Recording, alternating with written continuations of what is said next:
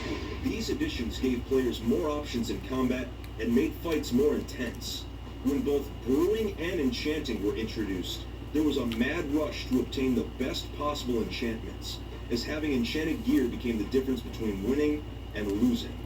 Harming potions became very useful, and 2B2T players would eventually discover how to stack potions illegally. It was possible to throw harming potions at someone to kill them in seconds, but this exploit was eventually patched by the server's admin, Housemaster. Lava was not as effective as it used to be because of fire resistance potions, so going into 2012, swords, bows, and potions had become the meta. But the next 2 years on the server would be the first major paradigm shift in 2B2T's combat. 2012 was the first year where hack clients started to go public. While they were technically called cheat clients, they received the nickname of hacked clients by players that fell victim to them. These clients allowed players to perform actions that would otherwise be impossible, such as using X-ray to see everything underground, or tracers that showed where other players were. While Notice was not the first hack client to be used on 2B2T. If I played 2B2T and there's a hacker that detected me, I would just be like, as soon as they got to me, I'd be like, a very early version of what we now call Kill Aura. in instant chat, I'm like, well, shit, guess I'm done playing 2B2T for the rest of my life. Damn it. I just started or some stupid shit like that. They'd probably be like, there's no fucking way you're quitting or something. Possibly. Or they just end up trying to fucking kill me in an instant as soon as they get to me. But yeah. Later in 2012, Minecraft updated to Java Edition 1.3. And they just immediately quit. Saw the introduction of And even and I will not log in at all. I would not log in whatsoever. Extra hearts and fire resistance meant 2B2T suddenly became a lot safer. Vanilla players finally had a defense against someone using a hack client. God apples were craftable if you had enough gold, which, by this time, many of the players did. When it came to hacker versus hacker fights, Gapples turned what used to be quicker fights into slugfests that would sometimes last upwards of 20 to 30 minutes. It was common to see players start to bring additional armor sets with them to fights in order to survive longer than their opponent. Because while God apples almost made you invincible, they only did so if you had armor on. Additionally, in 2013, the minecart dupe was discovered on 2B2T and used to create thousands upon thousands of items for PvP use. It was the most powerful dupe the server had ever seen, and encouraged more players to come to spawn to PvP. At this point, according to XCC2, PvP started to become boring. Fights were just lasting far too long to be enjoyable anymore, and because of the item dupe, there was no real risk or reward to PvPing. At this point, the PvP meta stagnated, and is what brings us into the next era. With the rise of hack clients on the server, it didn't take long for 2B2T players themselves to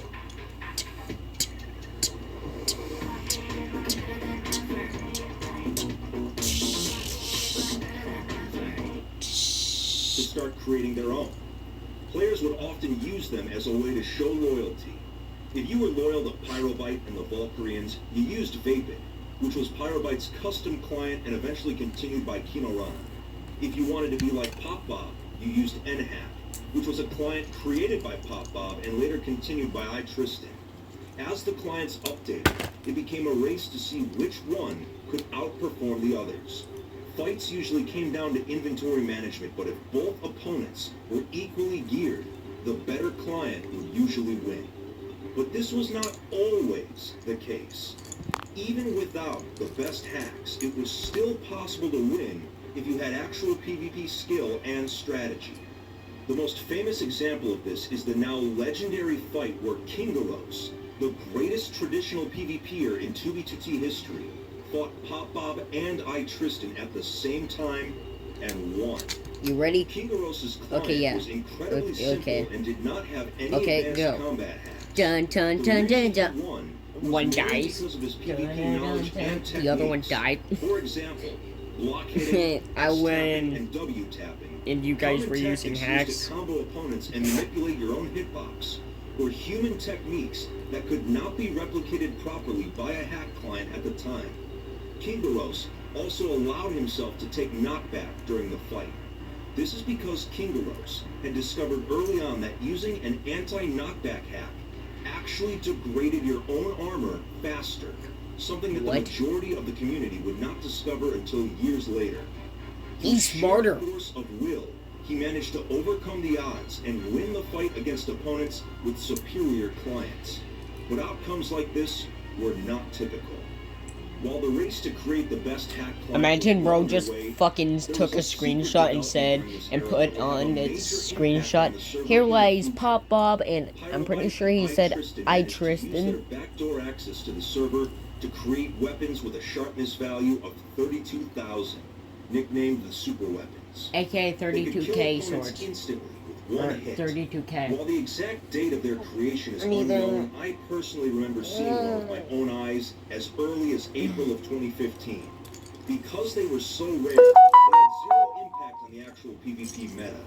When Housemaster tried to eliminate them, a few of them survived in stashes that were sitting in unloaded chunks. Their rediscovery years later would have major ramifications. And then But in the Dukes. spring of 2016, 2B2T updated to Java Edition 1.9, and the update that would forever remove swords as the primary weapon on Anarchy servers. Nope. While the new Minecraft update brought Wait, no, you're wrong. No, you're wrong.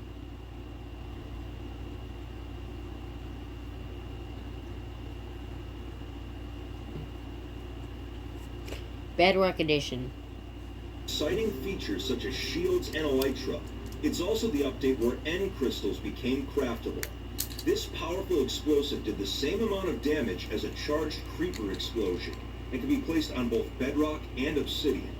But for the first few months of the update on 2B2T, their power was relatively unknown. Melee combat was still dominant, while kill aura still functioned even while using shields. The added hit delay of melee weapons made fights Wait, even shields slower existed? than they already were. It was around this time that the Russia War began on 2B2T, where swords, axes, and bows were the primary weapons. This would be the last time traditional combat would see widespread use on the server. No. During this time, 2B2T player Bubba J began to experiment with end crystals. Hey, let's During just... the fourth incursion, he ignited one as a joke, and it ended up accidentally killing several of us at once with no warning. While it was hilarious at the time, this stunt... This stunt. Beep, beep, beep, beep, beep. Dee, dee, dee, dee, dee, dee, dee, dee. We are waiting for this fucking ad to fucking disappear, cause fuck you, fuck you, fuck you, fuck you, fuck you. Thank you.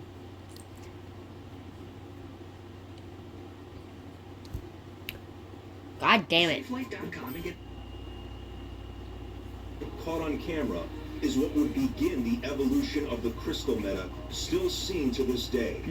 Crystals could kill an opponent in full protection 4 armor in one hit if the difficulty was set to hard, which on 2v2t, it always is.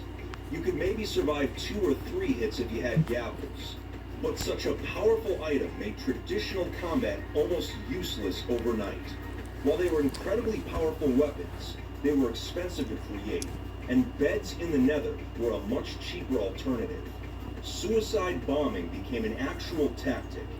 This explosive meta became widespread in the fall of 2016.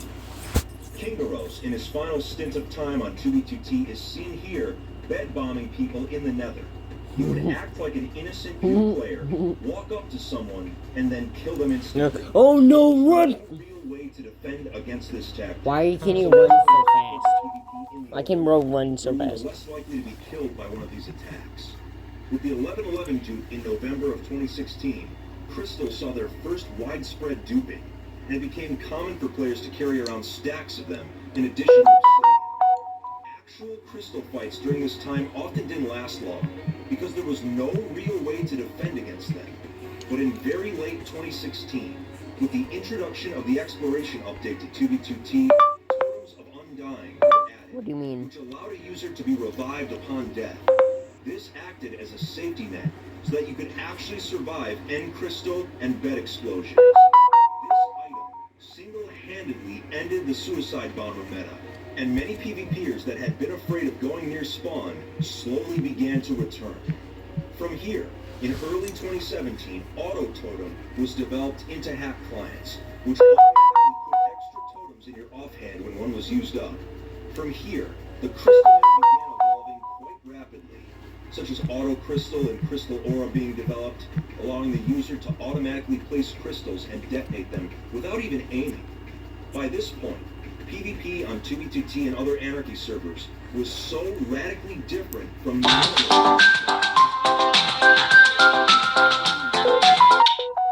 swords would make one final comeback in the most unexpected way possible.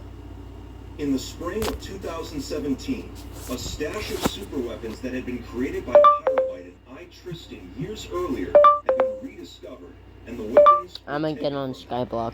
It was during this time that I was given my very first set of I just got on Skyblock if you want to join. and we killed players at spawn using them for fun. On Skyblock if you want to join.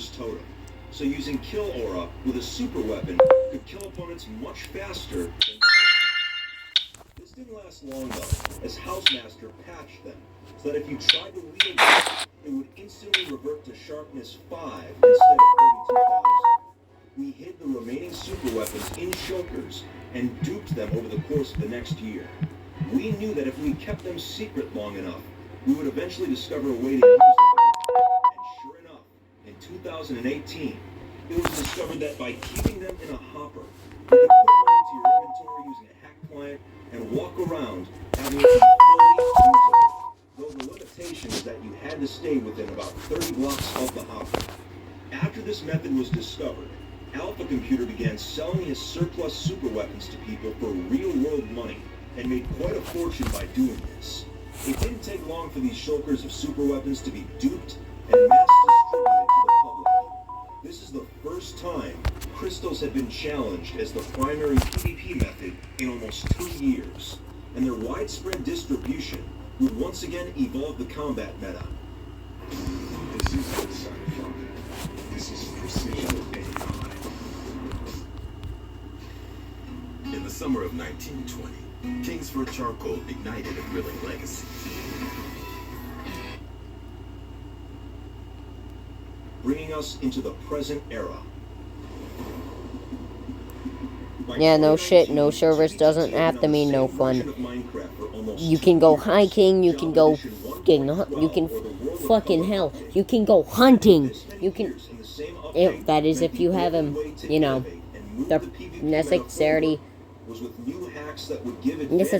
motherfucker, I cannot speak like a normal human being. Targeting opponent's lower hitbox, which is what caused the most damage, allowing crystals to be placed through solid blocks more easily. The list goes on. Despite the advances in crystal combat, 32Ks were the dominant weapon in 2019. Much like crystal combat becoming automated due to hack clients, 32Ks went through a similar phase when Auto 32K was invented. This hack allowed the user to place a hopper and shulker instantly and begin swinging a 32K at rapid speeds. Seen here is 2B2T player Fax Machine using the Auto 32K module to instantly kill crystal PvPers. It was perhaps one of the most overpowered PvP hacks in the server's history. But near the end of 2019, after years of trying unsuccessfully, Housemaster finally managed to patch. Come on, fucking get patched already, you bitch. And crystals once again became the dominant weapon on Anarchy servers. Which brings us into the present day. We are going through finally. Literally dozens of clients all being used on 2B2T at the same time from different developers, and players scrambling to find the best ones available. There are so many different techniques and tricks that can be used that it would be impossible to name them all in a single video at this point. I recently had the chance to train with one of the best PvPers on the server right now, Wasabi, and it made me realize just how advanced PvP has actually become.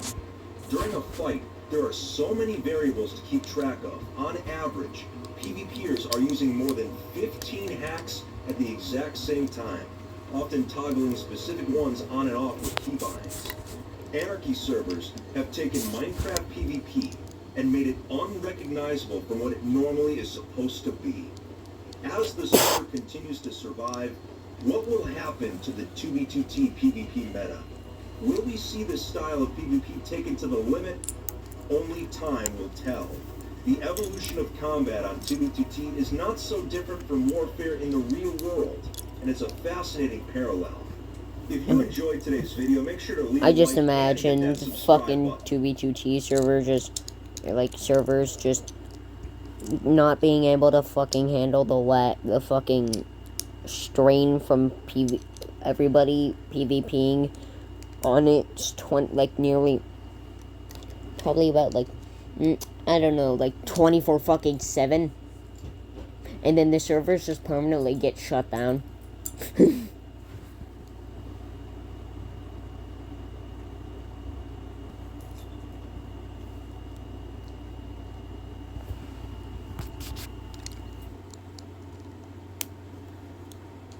Also, make sure to follow me on Twitter and Instagram to stay updated on when new Minecraft content is coming out.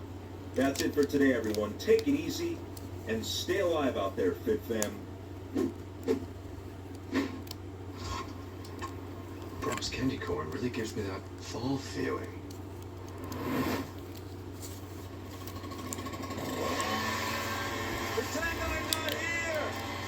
What are you doing in the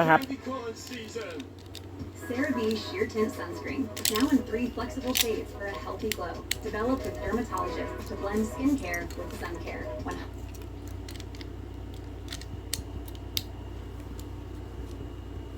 The Minecraft highway you're looking at right now has been used by travelers for almost 10 years. On the oldest Anarchy server in Minecraft, out of all 4 of the overworld highways, the Eastern Road is the most traveled. Due to its popularity, it has seen a level of destruction that the other highways haven't. The road is littered with ghost towns, destroyed settlements, massive lava casts, and other strange oddities. But how far does the road actually go? The Western Highway, which is the least traveled, stops at around 80,000 blocks overworld. I'm guessing this one goes a lot farther. So it's time for us to find out. Today we'll be traveling the entire Eastern Highway to take in the sights, uncover its secrets, and see where it actually ends. What will we find at the end of the road? Well, there's only one way to find out. Let's do it. Here we are at the very beginning of the Eastern Highway. We're at spawn right next to the massive water cube. Now, the reason this highway is the most traveled is that historically, new players would use it to walk to the Valley of Wheat, which usually gave them enough food to survive the rest of their journey. When the valley was eventually griefed in 2016, the destruction continued along the Eastern Highway. No. Almost no settlements survived. So it's time for us to find out how far it actually goes, and if there's any settlements still standing. But we're taking this trip alone. Let's get a move on. Look at these vines going all the way down to bedrock. Just another site of 2v2t spawn.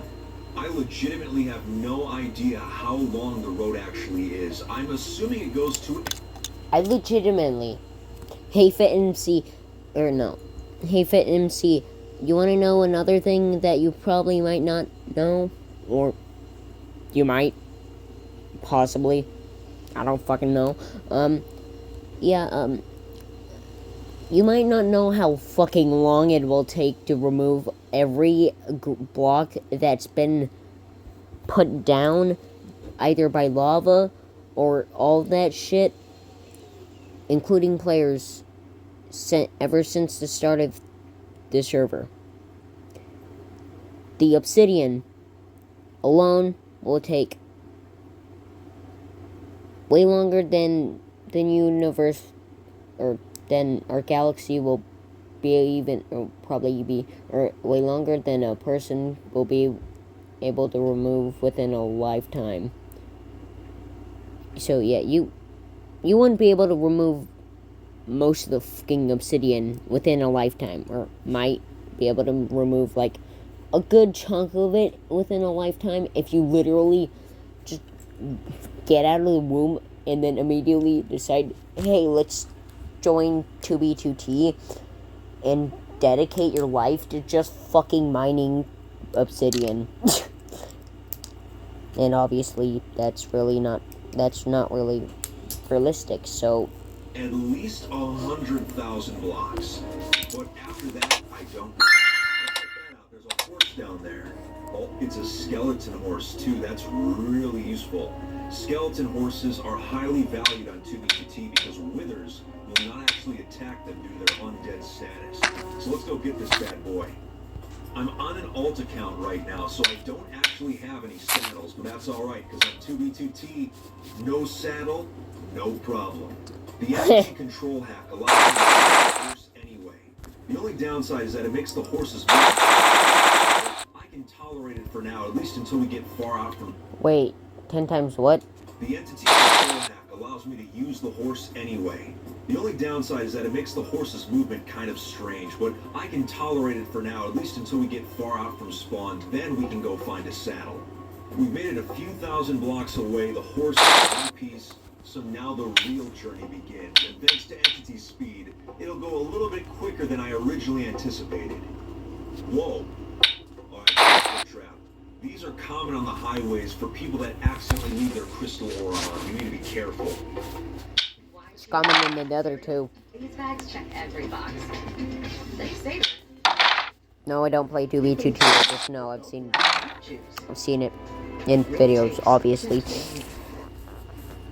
This highway checkpoint has definitely seen better days. It's covered in lava cast. But this is just a taste of the destruction we're going to see all along this highway.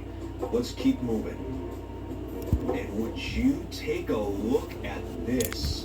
This is the 10K milestone on the highway. Oh man, we gotta get a better look at this thing. If I'm remembering correctly, I believe this was built by a group called the Templars a few years ago.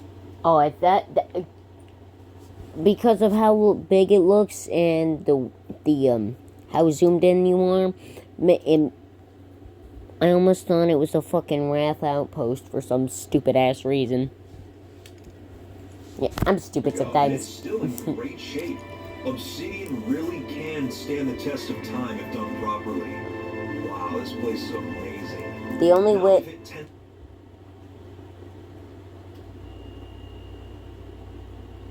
Oh. 10,000 blocks. Our next major milestone on the highway here is going to be at 13,000 blocks, which is the Valley of Wheat. Well, at least what's left of it anyway.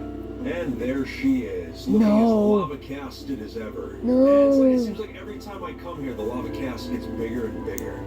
But man, as we move along this terrain here, I'm noticing the horse is having trouble going up and down slopes, and it's kind of jerking around a little bit. So, after we're done with the Valley of Wheat here, we definitely need to go get a saddle. But oh my god, look how massive it is. There's only one area on top of the Valley of Wheat.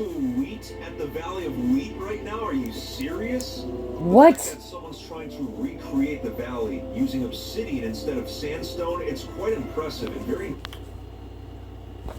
To whoever's doing that, keep doing that as long as you can. You're fucking awesome. Noble, but foolish, I might add.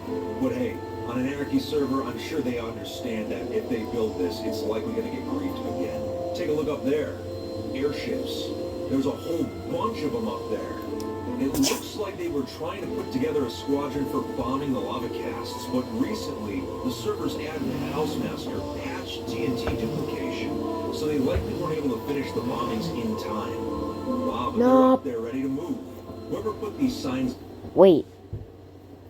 And crystals embedded, or not beds, but just shit ton of stacks of snacks upon stacks upon stacks upon stacks upon stacks upon stacks upon stacks upon stacks upon stacks upon stacks upon stacks upon stacks upon stacks upon stacks upon stacks of TNT. Has no idea this is actually. Or just ask Housemaster to buy, or whoever the current owner of 2B2T is, to download a resource or a fucking mod or like a shit, never mind. I don't think it's I guess it on shows why Java. documenting the server's history is so important, because without it, many of these builds and structures would be lost to time. Just a couple of gravestones, that's not a bad sign or anything, right? I think we'll be okay. Oh wait, it says you. Hopefully that's not us that ends up in that grave, but I think Yep, we'll be you. alright. That's you guys. You're gonna die. Nah. It's just gonna get weirder and weirder from here. I just have a feeling, you know? But, my horse. It's having trouble getting up these steps. I think it's time for me to go find a saddle real quick. I had to travel about 5,000 blocks off the highway to find this dungeon, but now we're in business. There we go, with the saddle, with Entity Speed hacks and Entity Jesus hacks. It's controlling like a dream right now. The rest of the journey is going to be so much more Entity. Yep, I think I'm gonna call that Entity now. By now, I think you've realized it's a bad idea to build on the Axis Highway. I mean, everything we've seen so far has been griefed. I have yet to see a settlement that is actually still standing. That goes to show you just how frequently griefers are patrolling this road. I'm sorry, there's a massive unlit portal here. I had to stop just to light it. I've got to do this. I mean, there's a lot of people that have been here. I'm sure I don't it was think I can lit get at one any more. point. Fur in here. Let's do the honors again. It's to the top. Oh, big portal. The 20,000 block milestone with a stained glass tower and Swiss. Wait, I didn't get to fucking see him line it up. I'm sorry, there's a massive unlit portal here. I had to stop just to light it. Hello, world. The portal. This portal, this portal. I mean, there's a lot of people that have been here. I'm sure it was lit at one point. So, let's do the I honors like again. this. Oh, big portal. A big portal. Milestone with a stained glass tower and Swiss. Fit MC. I understand where you're going with that sentence. Cheese obsidian.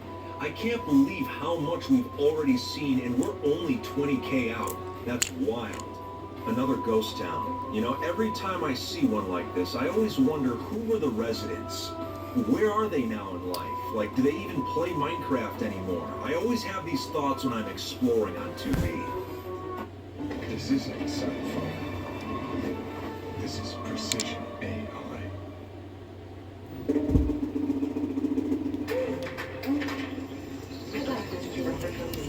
Hilton is bringing you more new ways to stay than ever before.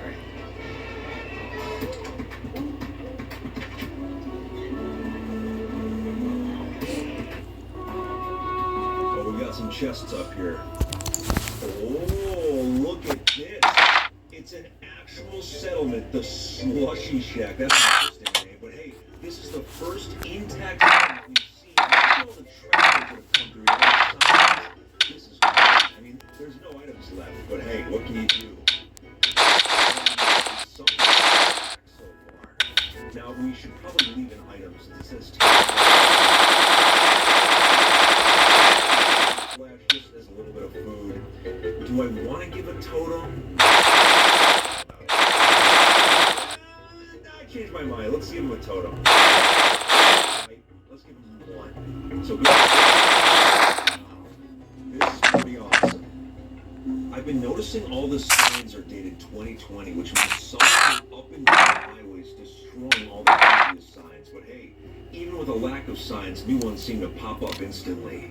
You know, that's human nature, I guess, is just to mark that you've been here. I have no idea what the... Who the fuck?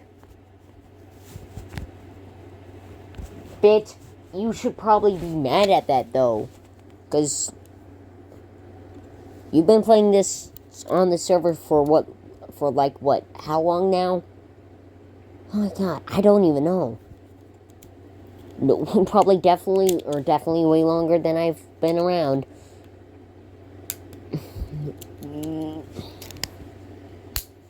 This could have been at one point, but I mean, that's kind of the fun part of these journeys is as we pass these griefs, we can try and figure out what they used to be at one point. I mean, was this a fortress, a farm? Who knows?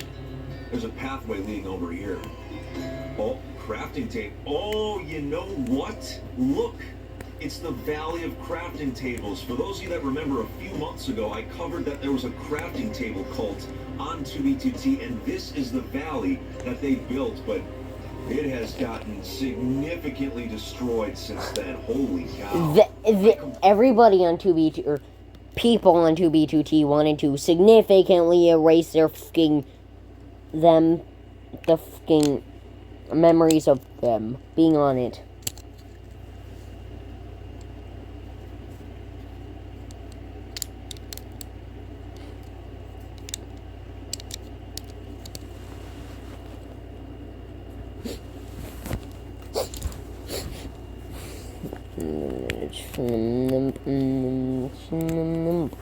Ow.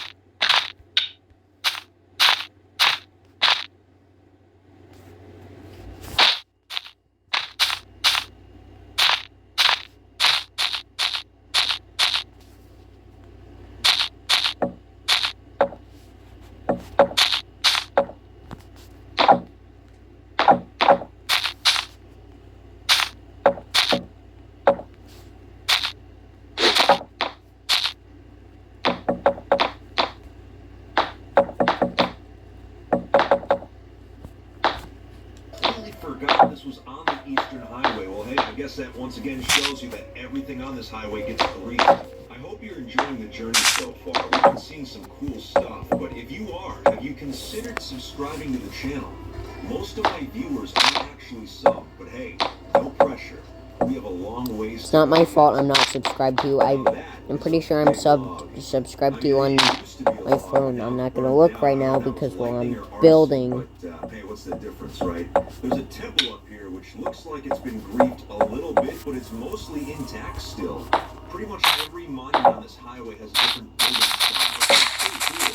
Don't mind me, I'm just clearing out the highway from this evil dead here.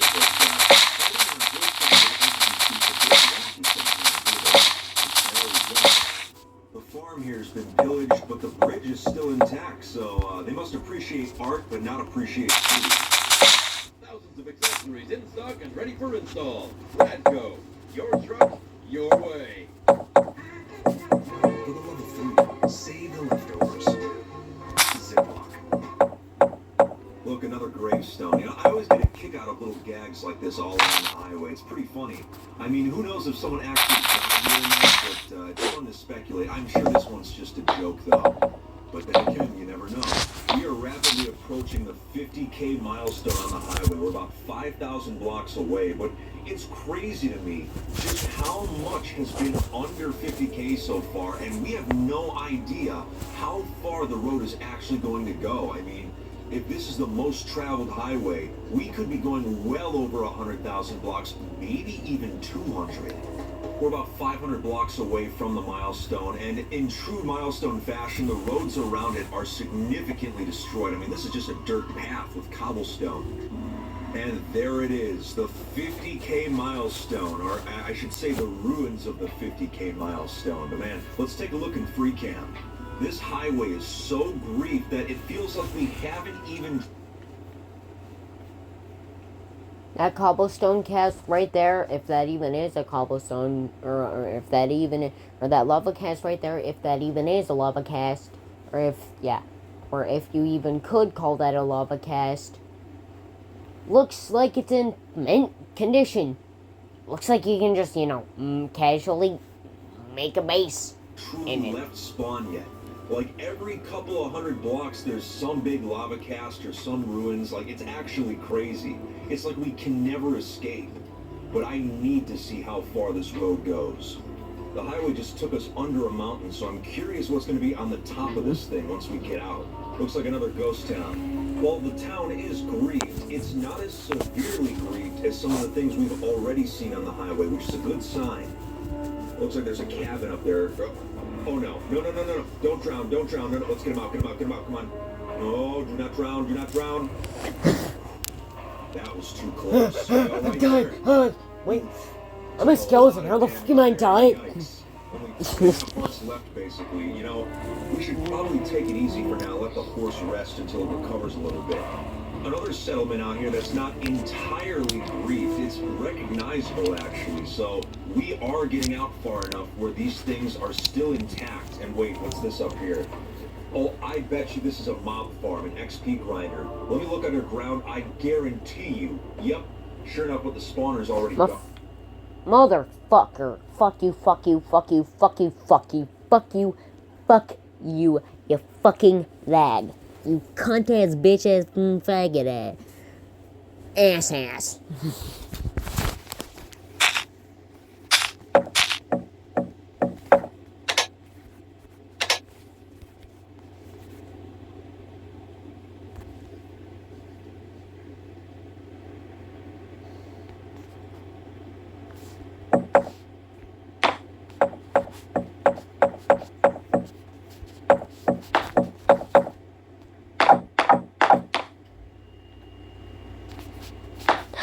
It's gonna take a bit, guys. Sorry. Because fucking lag. I really do not need that many motherfuckers.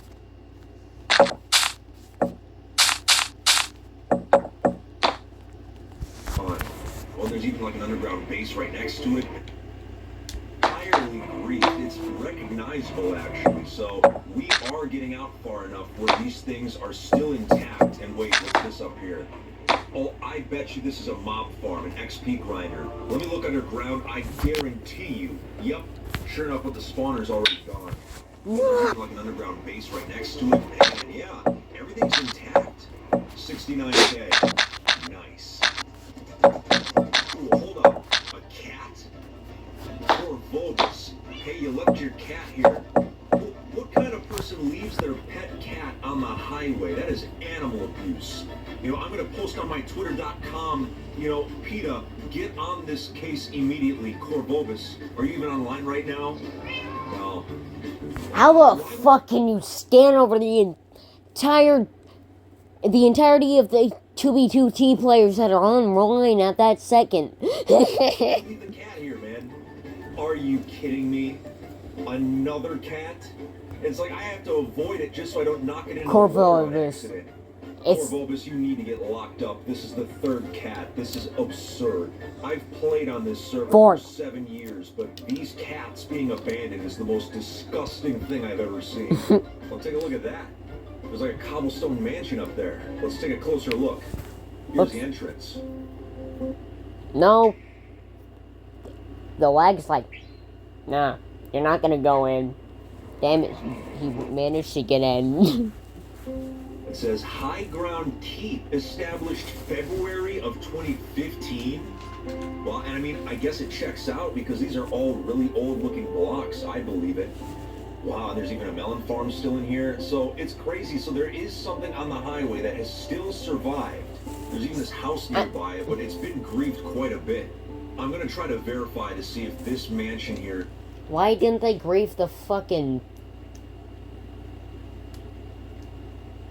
build? But that poor house looked like it was a good house. There's actually from 2015, because if it is, that's remarkable. Are those trees fucking floating? Chunk borders like this one are becoming more common as we get closer to the 100K milestone. We're only a few thousand blocks away. That looks like it right up there. Oh, that is a big lava cast. Let's see if we can get a better look from the inside. Yep, can confirm. It is a very big lava cast, but for real, it seems like griefers love targeting these milestones. I mean, they're public places, easy to access. I guess it makes sense, but hey, you hate to see it. From here on out, we are headed into unknown territory. The highway has not actually been mapped this far out, so there's no telling how far it's going to go from here, but hey, that's why we made this journey, to find out. Ah, yes, here's a 2B2T oddity. A lot of the Guardian temples on 2B have all elders and no other guardians. The I just love to show you how 2B2T's world file has become so corrupted over the years. I got mining fatigue, great. Well, I'm not planning to break any blocks soon, so we should be alright. That Wither is not a fan of those squids, look at that. Well, I hate that Wither's like, fuck you, fuck you, fuck you, fuck you, fuck you. There's some massive cobble towers and there's even some crops down there. But as to be expected, it's free. Check that out. It's a chunk area right next to the highway. And it's just one chunk and that's it. It's pretty crazy. We have reached 1, 2, 3, 4, 5, 6, and there's a base in the water down there, so we're going to go investigate. And another chunk area over there. The terrain out here is absolutely... You probably could have made a base out of that chunk area. As their light sources for this entrance tells me this base must be pretty old. All right, here we go. What are we gonna find down here? All right, let's see. There's in a that bunch of base stone slabs on the ground here. Oh, here's some signs. 2017. So people were Please. here as early as 2017, but how old is the actual base? I don't know. Let's see. There's here's the main section of it. Wow, there's still melons down here, but it looks like some of the blocks have been griefed, so it's not entirely intact. And a lot of 2020 signs still, so it's had visitors recently. Why is it playing in like 2 times speed? On the highway all the way out here. That was a pretty cool sight to see. I'm glad we stopped, but now that my horse has reappeared, let's continue. Looks like there's a lost dog up here. It's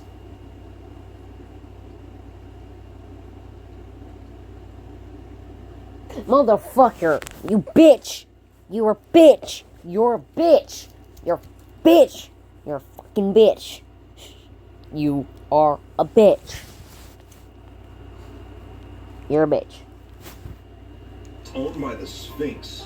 We can see the mob owner's name due to our client, but what is it with people leaving pets on this highway? They probably realize how tough it is to... Is it just me, or is... a piece of history to find on the highway all the way out here. That was a pretty cool sight to see. I'm glad we stopped, but now that my horse has reappeared, let's continue. Looks like there's a lost dog up here. It's owned by the Sphinx. We can see the mob owner's name due to our client, but what is it with people leaving pets on this highway? They probably realize how tough it is to keep a pet alive on a server like this, you know? More signs. Wait, the Sphinx? That's the guy that left the dog back there. He's working on the highway? That would explain why it's been going so far, but he's not online right now. I wish I could speak to him. Delicious bags of multiple meal cereal. Check every box.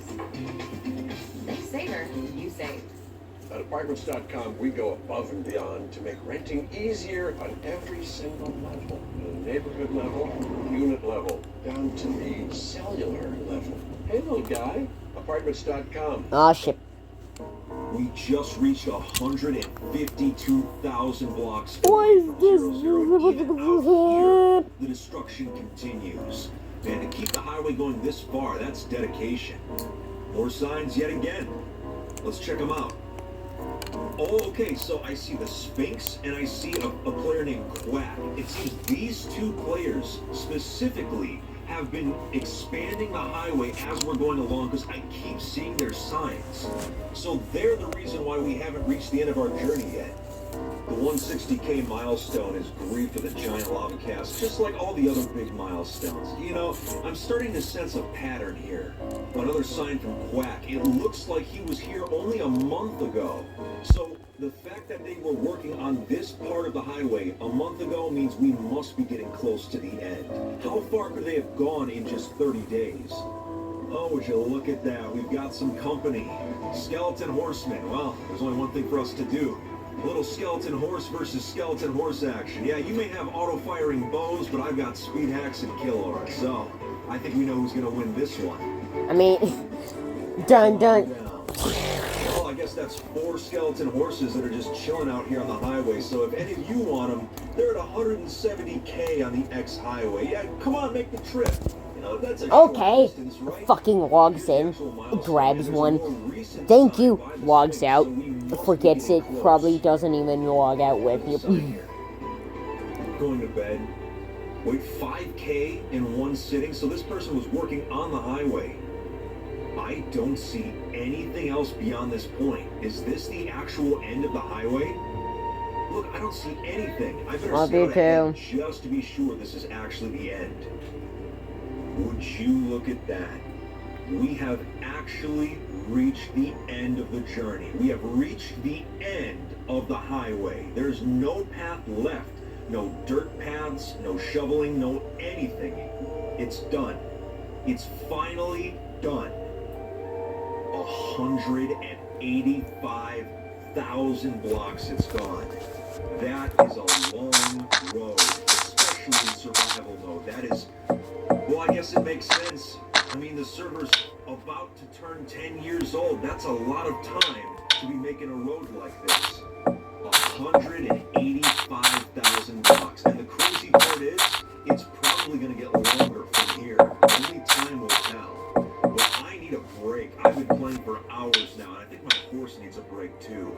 If you enjoyed the video today, make sure to leave a like and hit that subscribe button. Also, make sure to follow me on my socials. But that's it for today, everyone. Take it easy, and make sure to stay alive out there, Fit Fam.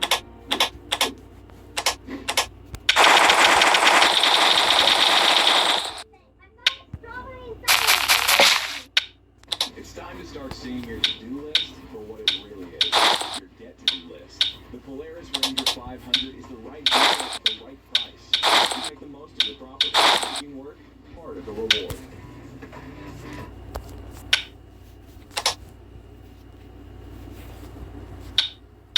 How far was the Northern Highway on the oldest Anarchy server?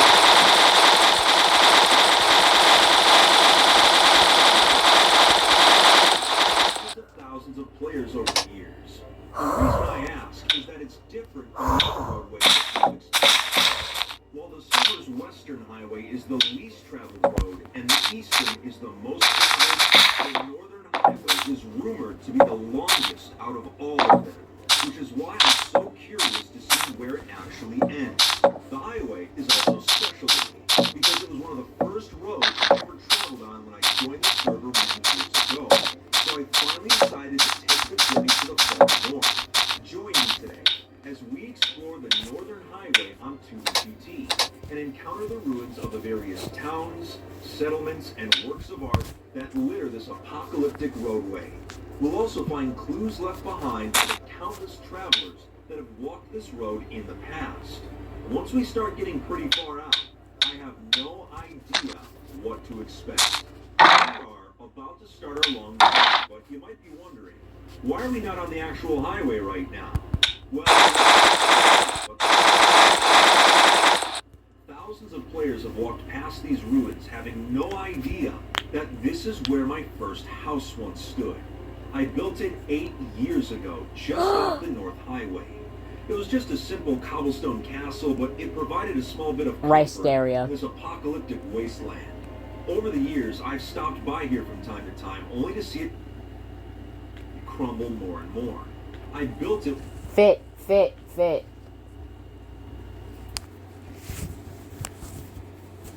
Rebuild it?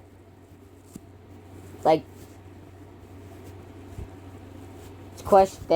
That's a question. Can't yeah. Not trying to be rude, but can't you rebuild the your old base?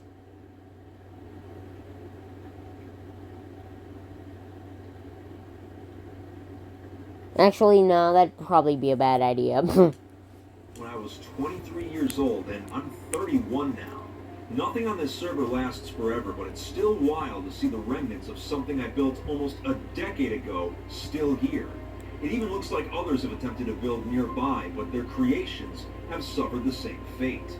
Despite they were the so server being good a too. toxic cesspool, moments like these are why 2B2T is such a special place to me. But enough nostalgia.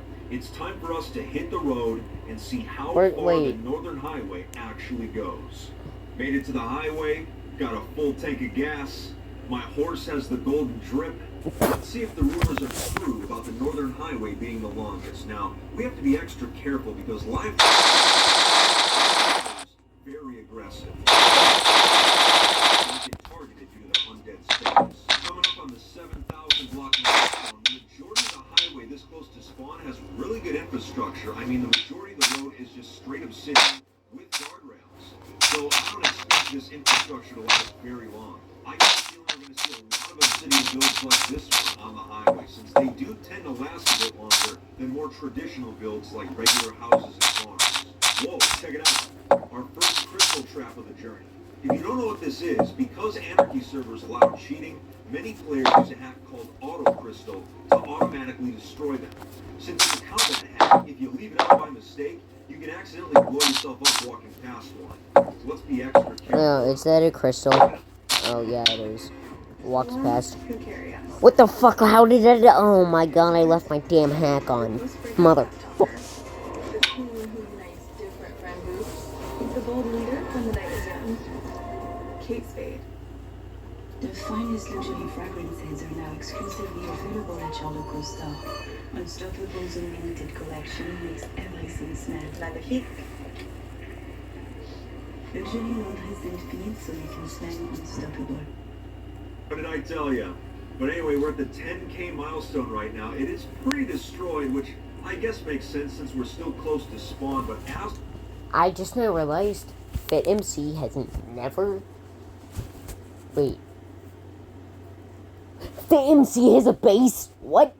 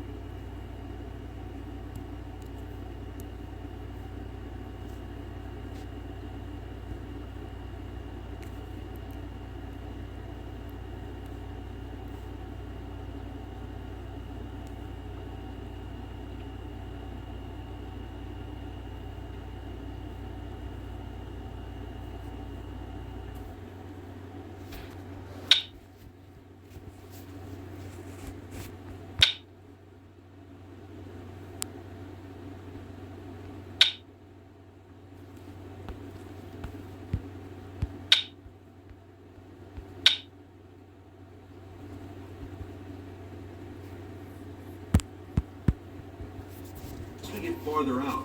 Hopefully things will be more intact. We'll see. We got the ruins of a farm here. Please. What happens when you have a resource this close to the highway? Everyone is going to take from it. At 12,000, it seems that a settlement used to be here, and we're getting out far enough where some of these ruins are actually still recognizable. They're not just giant holes in the ground. Oh my god. Yep, I can't show that in the video. Oh man. Yeah, the North Highway's something else. Hey Slippy, you left your dog on the highway. Let's see, are they online right now? No, they're not. There used to be a coordinate exploit where if you found someone's dog sitting like this and they were online, you would submerge it in water and they would teleport to their owner and you could see what direction they're in. Get a load of this obsidian monstrosity. Oh yeah, we definitely need to check this out. That's Look at this thing. horrifying. Above, it's just a giant mess of obsidian. It's like if someone asked the builder, What is that? What the fuck happened to that place? what are you gonna use that obby for? And they just Oh, that's a that. I think that was a fucking fort. said yes. There's no rhyme or reason to any of this, but I mean, I guess it makes it kind of look cool, you know, especially from down here too. And a lot of mobs are spawning in here. It's just a crazy build. The infrastructure's starting to get worse. Instead of obsidian highways, it's all stone right now. So, ow! Honey Bunches of Oats presents Crush. If you ate bunches of oats, you'd know you existed. Honey Bunches of Oats. It has to be down here. Really shopping. Wow, the quality's amazing. I mean, Maybe. discovering more of what we love for less just feels like something else, right? Like, at least I'm legitimately about to A start. skeleton just shot my horse. That was rude. What do these signs say? Almost died to a skelly. I'm at 1 HP, no food, I'm gonna die. What if it's that same skeleton that attacked my horse? Wouldn't that be funny? Check it out. Go kill that 20K skeleton. miles Oh, down. no. Alright, we're making good progress today. Another Didn't wooden want to. skeleton off the way. I mean, this one's in better shape than the last one we saw, so hey, we're making progress, I guess. This is bizarre. Someone has raised the levels of the water right next to the highway here. I don't know why you would do something like this, but then again, it's an anarchy server, so I guess you can do anything you want to, right?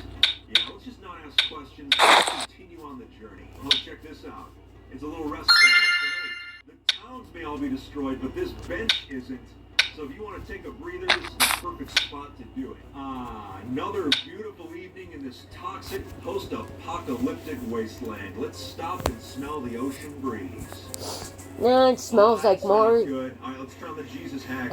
We're getting out of here. Dun dun dun dun dun dun. Super aggressive, just like I thought it was Mission gonna be. Impossible. Cue the Mission Impossible Oh my music. God, another Dun dun. one. Oh, yeah, we need to keep moving. I have not seen this many withers on a highway in a long time. Imagine if you were a new player walking this highway, you would be absolutely demolished by all these withers. This is insanity. If our horse gets hit by one of those wither skulls, it's over. It takes a ton of damage, and for some reason, the AI in Minecraft for horses makes them run towards the wither when they've been attacked. So we really need to watch out. This seems like an okay place to take some shelter. This settlement on the ocean isn't completely destroyed, but you have to remember that when it's surrounded by withers, we can't exactly expect it to look pretty. Getting close to these withers, I actually do worry about lag spikes. All it takes is one. Whoa. If the withers don't kill this horse, Mother Nature just might. These withers just seem to be a big fan of this horse, man. Let me tell you, it's got to be the drip armor. Whoa. I guarantee it. All right, They're now jealous we of the go. yeah. They're jealous of the armor. 40,000 block milestone. That's a sight for sore Now that's a cool 40K sign. eyes. All right, any withers around? It looks like there's been, oh yeah, they're underground though. Okay, so we should be all right for now. We need to stay on our toes. But look at this. Wow, this milestone actually looks amazing. Look at all the foliage. And that is a giant cathedral up there. Wow. All right, we need to take a look around. This That is place still looks finally natural. some actual intact And I'm pretty sure somebody built that on the northern mountain. highway. Finally, it only took 40,000 blocks. Yeah, they got stained glass. This place is fancy. Anyways, This is a pick-me up kind of set of rooms. You know what I'm saying? Wow. look at please, this alone please. was worth the trip, and we're only 40,000 blocks in. You cunt. I'm glad we're able to get to this place, but it's still a long journey ahead, so our rest period is over. Let's hit the road. Found this rest stop with crops growing. I actually have some seeds in my inventory right now, so you know what? We're going to do the responsible thing. We're going to replant some of this. So hopefully, if people come on this highway in the future, They might be able to eat some of this bread to stay alive. I mean, we've seen a lot of signs saying RIP so far, so hopefully it'll help out someone at some point. You'll love to I see need it. 20 Oh, G cubes, but I can't. even stop It's to useless. smell the roses. It's We gotta useless. keep going. Kind of like the fucking my luck. My luck is so fucking horrible, dude. Did you not see that shit? On this trunk border here, that's kind of cool. I mean, it didn't protect the rest stop, but it looks cool. Check it out, it's a horse. Oh, it's a skeleton horse.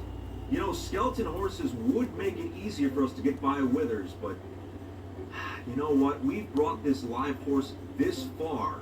I don't want to abandon it right now. You know what? I'm going to keep the skeleton horse here. Someone else can take it. We're going to continue with the horse we've been using. You know what? If we start something, we're going to finish it. This house suffered the same fate as my original house. You build close to the highway, it's going to get grieved. No. Such is the cycle of life on 2B. Well, that's a lot of signs. Okay, what is this? The entire book of Revelation of John, written by HD PvP. Are you serious? It says written on 1,191 signs, 22 chapters, 404 verses, and look at the coordinates, -6. Holy shit! You are insane. You really didn't have to do that. Oh my God, this is real. Someone actually did this. I am both impressed and confused at the same time, but that happens a lot on this server, doesn't it? Yeah, they actually did it. The Mad Lad actually went through with it and put it on all these signs. Here's the start of it. Yep, just as I thought. It's all 100% legitimate. They actually took the time to place down every single sign and write it down chapter by chapter. That's insanity. He's not online right now, but HD PvP, you have my respect for putting so much time and effort into He might have also quit, but When was the last time you took a break? Sad desk lunches don't revitalize us. We all deserve a moment to recharge and revitalize ourselves. Tea break! Let's make tea breaks happen! It's time for a tea break. It's time for a Purely. Want a sleep that stays up to 5 rations? It's possible. Garnier presents Tea Sleep and Stay Serum. Patented. Got some signs in the jungle here. Let's take a look. Oh, that's kind of cool. They're all thanking the builder for making this bridge. That's surprisingly wholesome for a server like 2B. Oh, we got another settlement. Let's take a look. It says, welcome to Hotel Roadsters. And then RIP Roadsters Hotel right next to it. Yeah, that makes sense. They built it smack dab in the middle of the highway. But you know what? We're so far out now that even though they built it right on the road, it's still recognizable. That's actually kind of cool. We've been on Ocean for a few thousand blocks now. I think this right here might be one of the big oceans that was generated in the older versions of Minecraft that can span for tens of thousands of blocks. I guess we'll see. We made it to 100,000 in one piece. All right, we're making good progress today. wow. Somebody needs to make that fucking 1K or 100K sign better. It's just made out of fucking cobblestone. I mean, the milestone looks exactly like I expected it to. I mean, it's just random cobblestone and signs. Not too much fanfare, but hey, I'll take it. If the rumors about this highway are true and it actually is the longest, our journey is far from over. We might be going potentially hundreds of thousands of blocks still, so we have to be ready. Considering I've had to stare at nothing but ocean for tens of thousands of blocks, if you hit both the like and subscribe button right now, you're a legend. It's good to have you on this journey with me, but hopefully we find some land soon. It's been 20,000 blocks since the milestone, and this is the first interesting thing we've really come across since then. It appears to be a forest highway, but all the trees have burned down, man. All it takes is one flint and steel to ruin all this hard work, but hey, that's life. Wait a minute. Is this what I think it is? No way. After going almost 50,000 blocks, we have finally found land again. I hope it's not just a giant island. I mean, it's extreme hills. I think this is legitimate. Let's look around. Oh yeah, finally land home. As we get farther from spawn, the roads have been getting less and less sophisticated. I mean, what started out as obsidian with guardrails has turned into basic bridges and dirt pathways. You know, if this trend continues, there's going to be nothing left by the end of the road. Turns out if you want to contact the right direction, you have to go 1,000 blocks away from spawn, so enjoy the walk. I'm kind of surprised but there's actually a so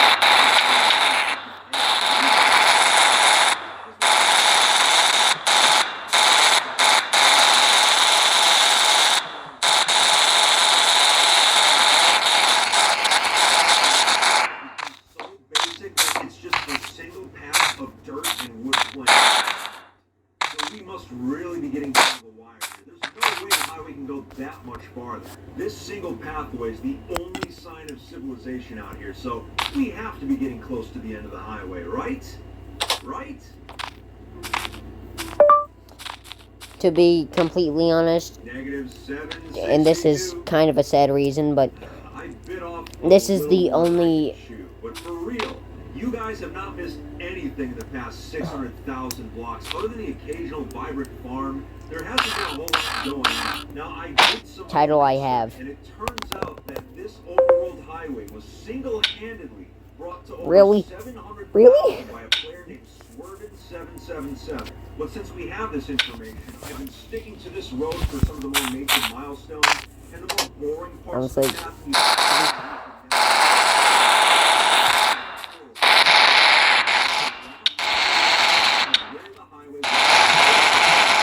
In June of 2020. It's been almost a year since then, so the entire road has been documented, which means my ears. we are traveling into the unknown. We have to stick to this path until the very end. The horse down in the ravine may so. You know, they're not on line right now. But if you abandon your horse, instead of trying to save it, you just left it there? Come on, man. The highway's gotten so simple that it's just torches whenever we go over desert, so we must be getting close to the end. But then again, how many times Also, have I said this that so far title in the I have, journey? And it's another 100,000 blocks, so the title I have already gives me more HP. let's just get to the end of this road. We've got some clues here. This is where the highway ended a few months ago, but Smiley Lich has been continuing the God road damn all it. by himself. Don't you fucking dare disconnect me or you're gay. That's a lot. That's not a fucking joke. Oh, that is not a fucking joke. That's kind of cool. Let's check it out. Oh, it's a fishing village. That's kind of cool. I mean, if we weren't on our way to the end of this highway, I'd stick around and catch some fish, but we've got work to do. More signs. Let's see. Oh, Smiley Lich, January 17th. Okay, that was less than 2 months ago. So we have to be getting close to the end now. We have an old school desert temple and a massive cactus right here. Wow. And there's even an intact beacon nearby. That's pretty wild. This is definitely one of the more interesting things we've seen on the journey. There's even some signs here too. All right, all right. I see melons. I see a lot of melons. Wow. This is actually one of the more pristine farms we've found, which makes sense because we're so far on the highway now. Oh, Smiley Lich built this. Wow, so this is his actual melon farm. That's pretty wild. With all these clues left behind, I get a feeling that we're getting close. Oh, God, not again. Don't make me say it. Yep. Get a horse. Oh God, not again. You really have... Why do you... Silver Crown King's horse? Silver was a base mate of mine 7 years ago. I helped him construct one of the largest gold farms on the entire server back in the day. He was a good friend of mine. I can't believe he just found his horse. We've seen a lot of things on this highway. You should take a screenshot of that, and if you have his social media, just send it to him. Oh wait, this is a 4-year-old video. Thing I would have expected. All right, that's pretty cool. That's pretty cool. Delicious multi-meal cereal checks every box. Big bag, big value. Big flavor. Big smiles. They savor, you save. With Chase, you can get a debit card for your kids' independence and parental notifications, so you can keep an eye on how they're using it. It's still on budget. Control for parents, freedom for kids. That's family banking. I was AFK for like 30 seconds with auto walk on, and I got disconnected. I come back, and we've got this. Well, rest in peace, buddy. You were a good horse. Baby, even the best. But hey, at least I got the drip armor still. At least we got the drip. That's the important part. All right. I guess we're hooking it ourselves from here. Oh, look at that. Texican, you left your horse here. I mean, I'm assuming he's not using it anymore, so we might as well take it. I mean, horse theft, it's not a felony, it's a misdemeanor, so we'll be all right. Yep, you'll do just fine. All right, let's continue our journey. Wait a minute. Hold up. There's no path. Is this it? This right here, is this the end of the highway? I don't see anything else. Hold on, let me get a look in free cam real quick. Is that actually the end? Oh my goodness. Oh my goodness. We have finally done it. The North Highway extends 863,000 blocks. Well, you know what? We've made it this far. It's time for us to contribute a little bit. I'm going to dig a few path blocks just to say that I was here and I helped extend it a little bit. Oh yeah, here we go. Let's break some ground. I'm glad you can see the Texican's horse. Perfect. Our original question has been answered. The North Thank you, Highway Faye. 863,000 blocks on the overworld. So the rumors were true. It actually is the longest of the overworld highways. I would not be surprised if someone brings it to 1 million at some point. I mean, I think it's inevitable. But anyway, if you enjoy this video, make sure you hit that like button.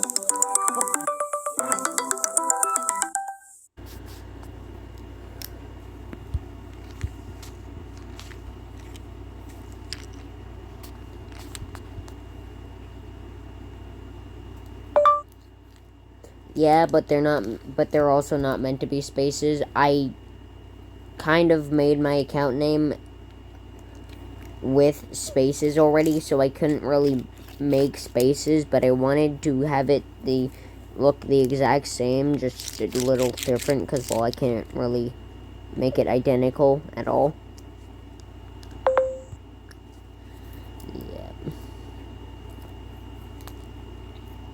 My socials, but that's it. Take it easy, Fit Fam, and stay alive out there in your journeys.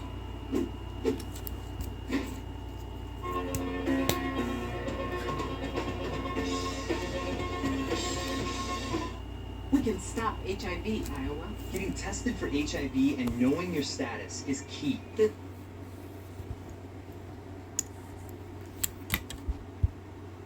This is Crowbar. In short, yes, but no.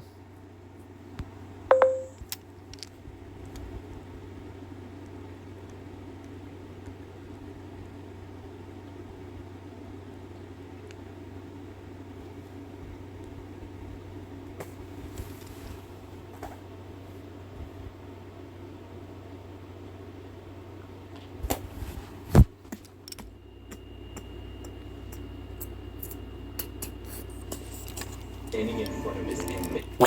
How far does the Northern Highway fit on the oldest Anarchy server in Minecraft actually go?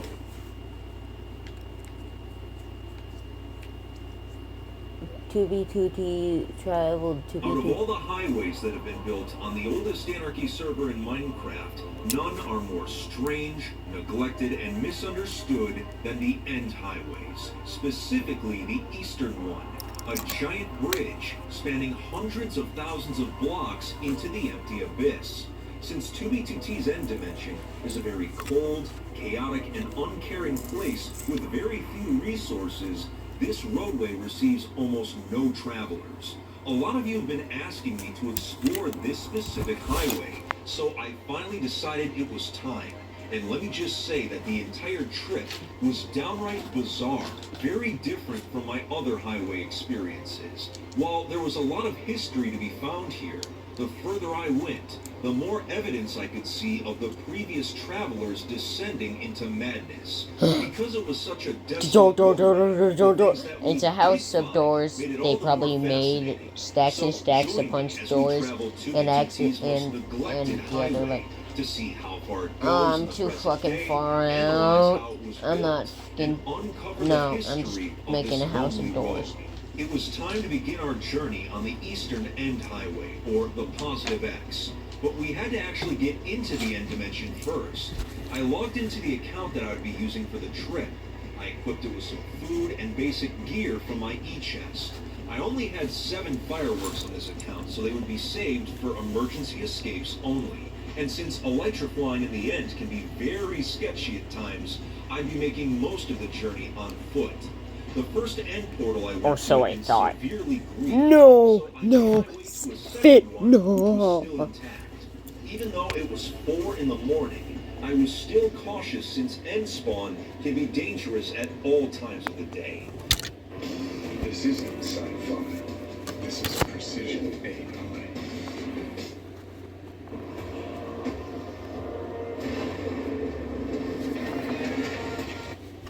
I jumped through the portal, and while there wasn't anyone waiting on the other side, I noticed something was different. So a few years back, the entire end spawn was submerged in a giant cube of water. Well, it turns out that in just the past month, a group called Moonshine... Hang on. I want to take a look at that cube of water real quick. Again, real quick. ...at all times of the day. I jumped through the portal, and while there wasn't anyone waiting on the other side, I noticed something was different. So a few years back, the entire end spawn was submerged in a giant cube of water. That cube of water kind of... There's 2 massive as bases, I think. Right off of spawn on both highways.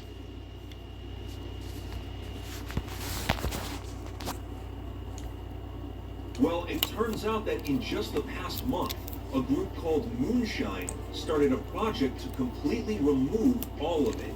They used redstone machines, sponges, and buckets, of course, to clean up the area.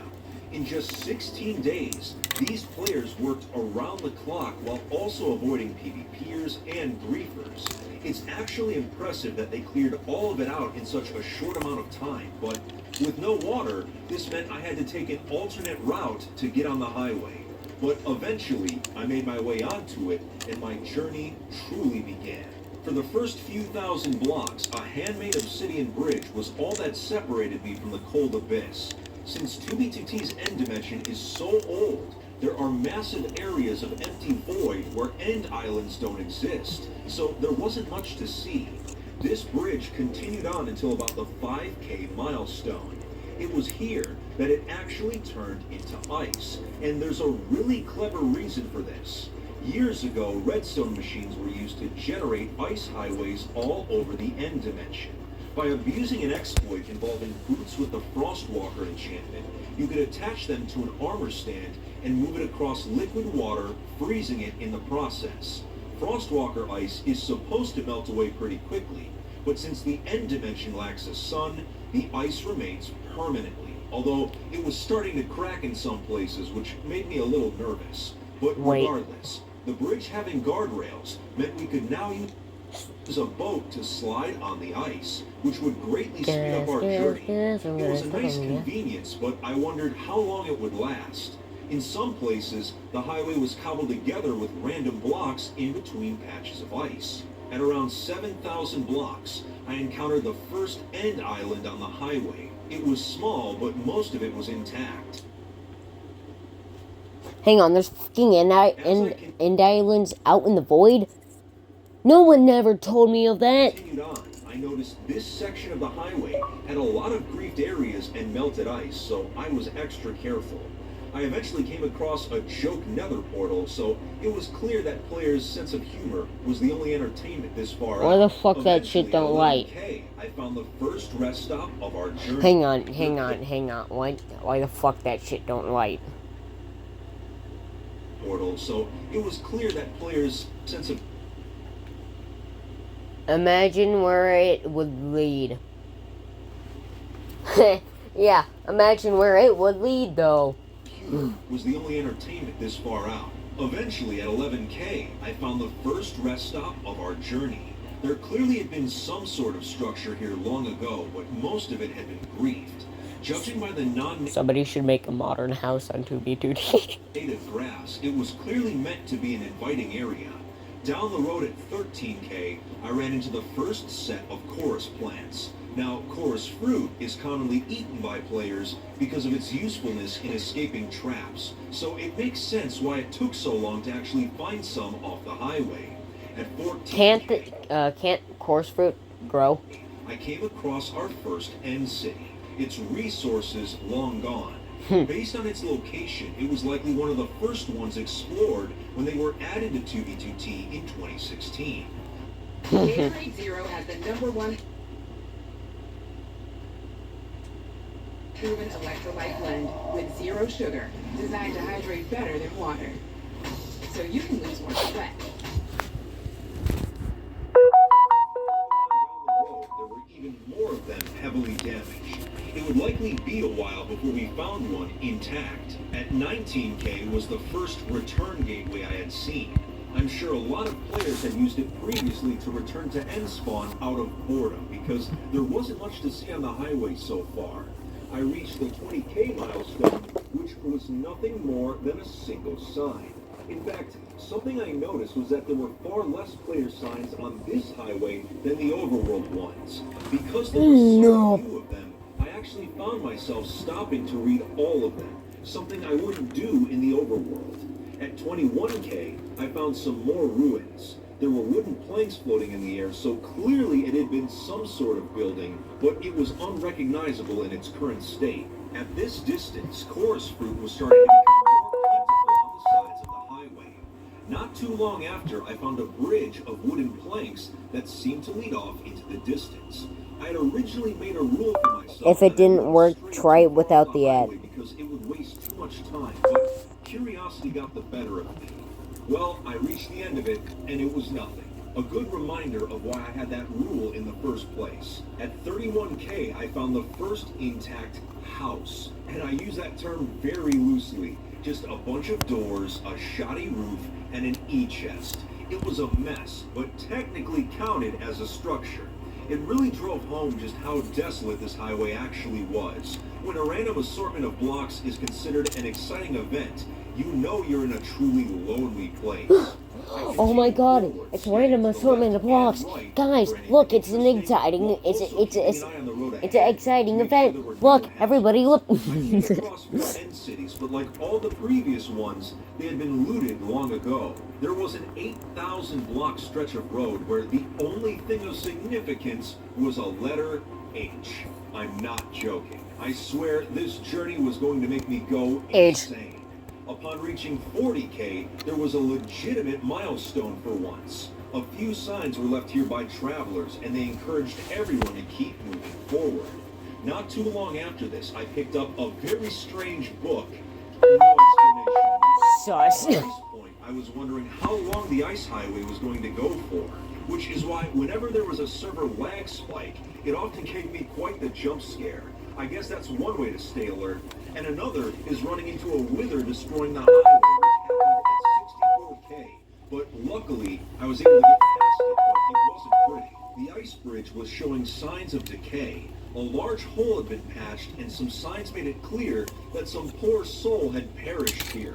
Boats traveling on ice have a hard time slowing down, so this showed the importance of paying attention to the road.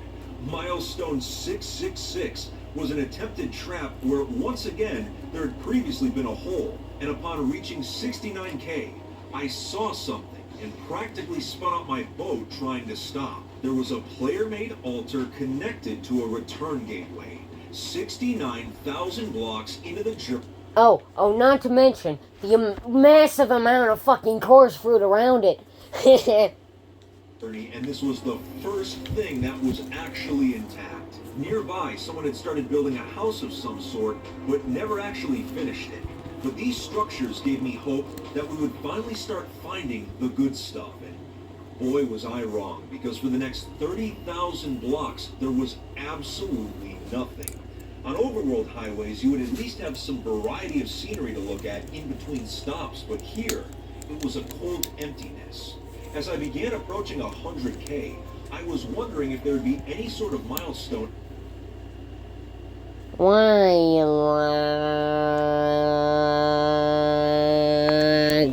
But as I approached, an absolutely massive shape came into render distance. a giant lava cast similar to the ones you would see at spawn.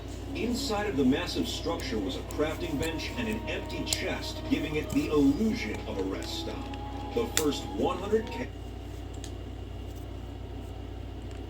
So I brought my boat to a halt. At first, they seemed like just a few guard towers and some kind of wall, but upon moving a little farther down, it became clear that these were the ruins of an actual base. Finally, taking a look around, it was quite comprehensive, with many detailed areas. Most of the farmland was ruined, but a few crops managed to survive. One, a few? By what do you mean by a few? You mean one? Best to sneak past it. There was even a dragon egg just randomly sitting in a tunnel, which many of you already know is completely worthless, but still. I did some research, and it turns out this base had been built by 3 players a few years back. Ozma. I mean, what if that's the original dragon egg?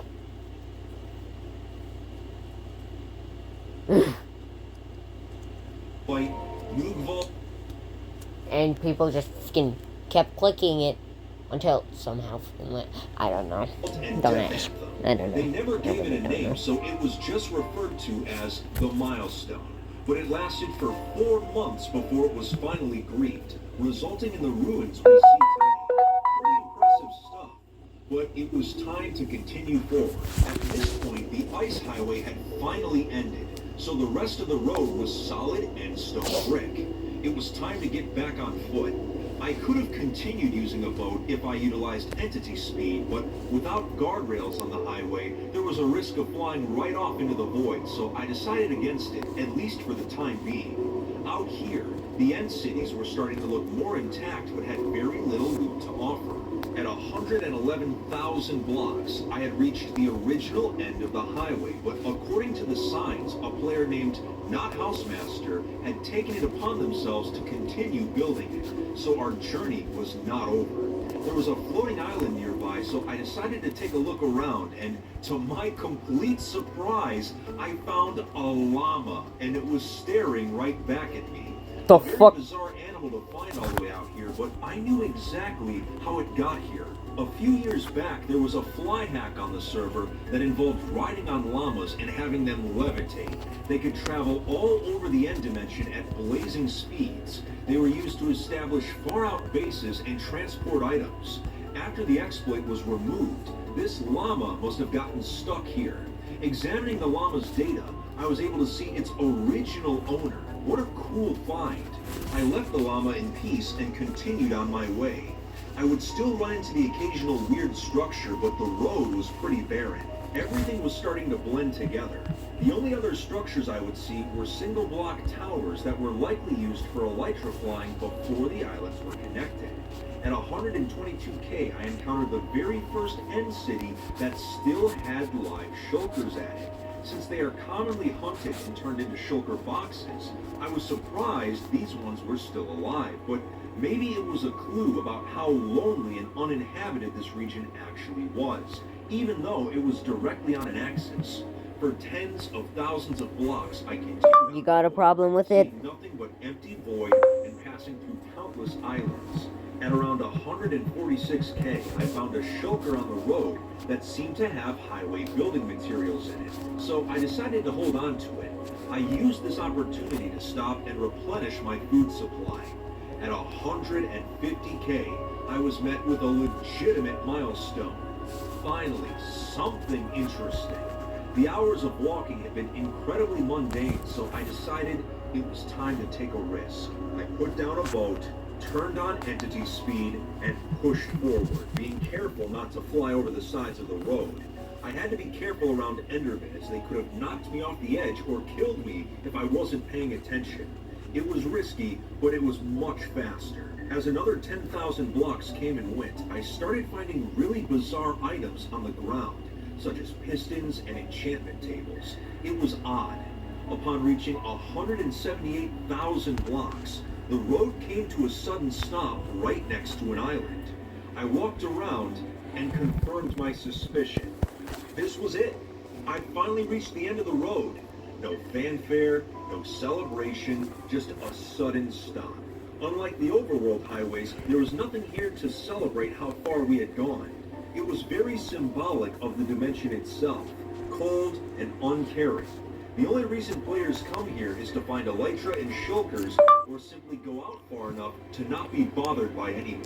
I don't remember the last time I slept. Travel this highway if you're looking for those things, but since we had picked up so many blocks on our journey, I figured I would do my part and add on to the highway myself. So the Eastern End Highway, as of today, goes just over 178,000 blocks. Not bad for a road that is rarely traveled. There could be even more strange things on the other end highways, but I'll leave them for you to explore.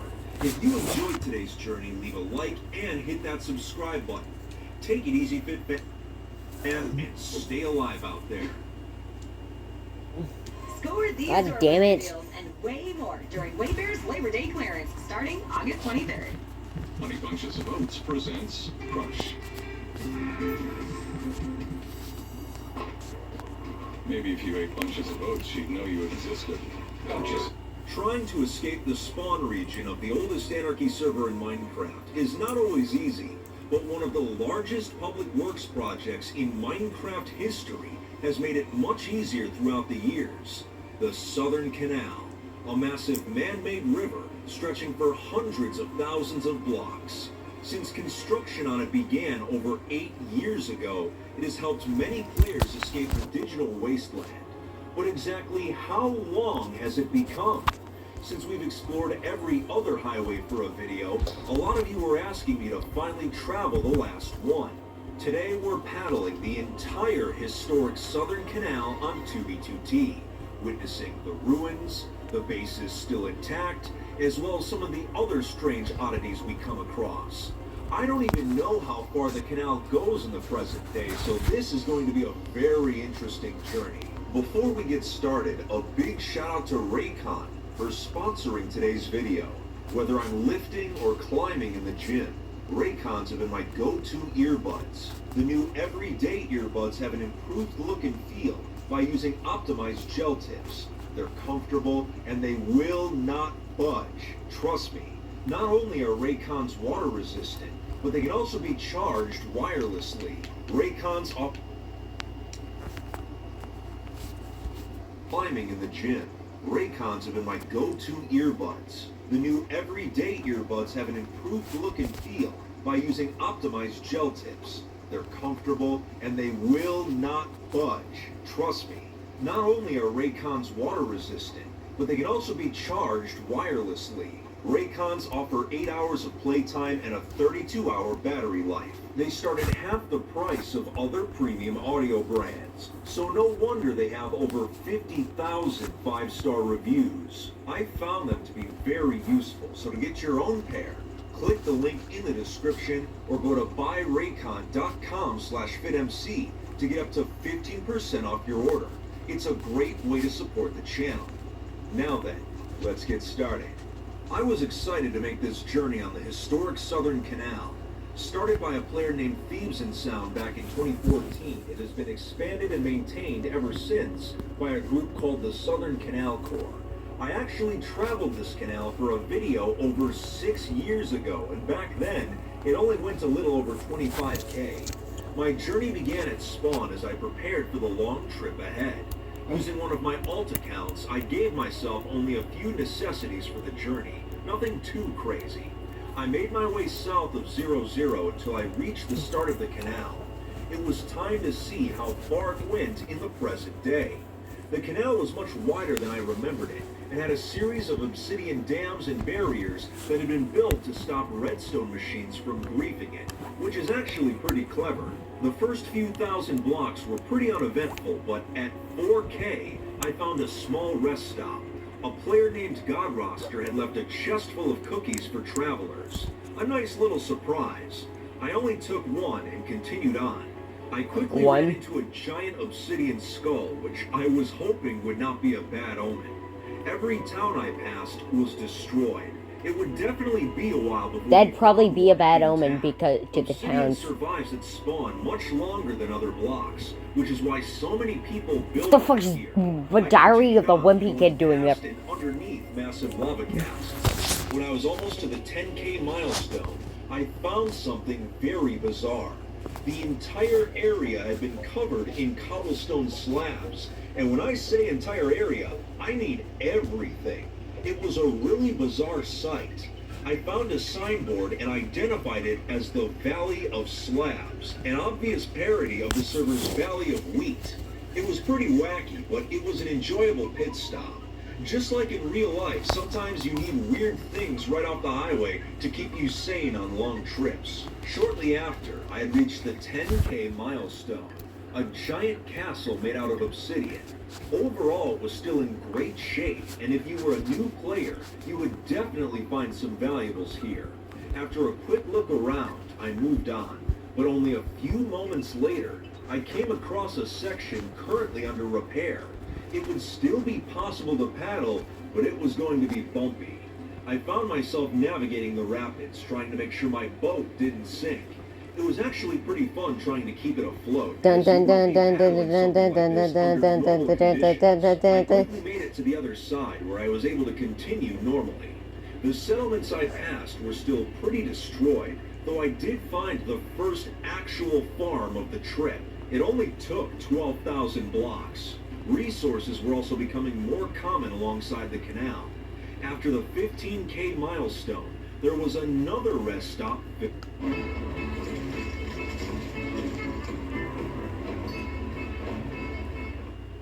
This isn't really shopping.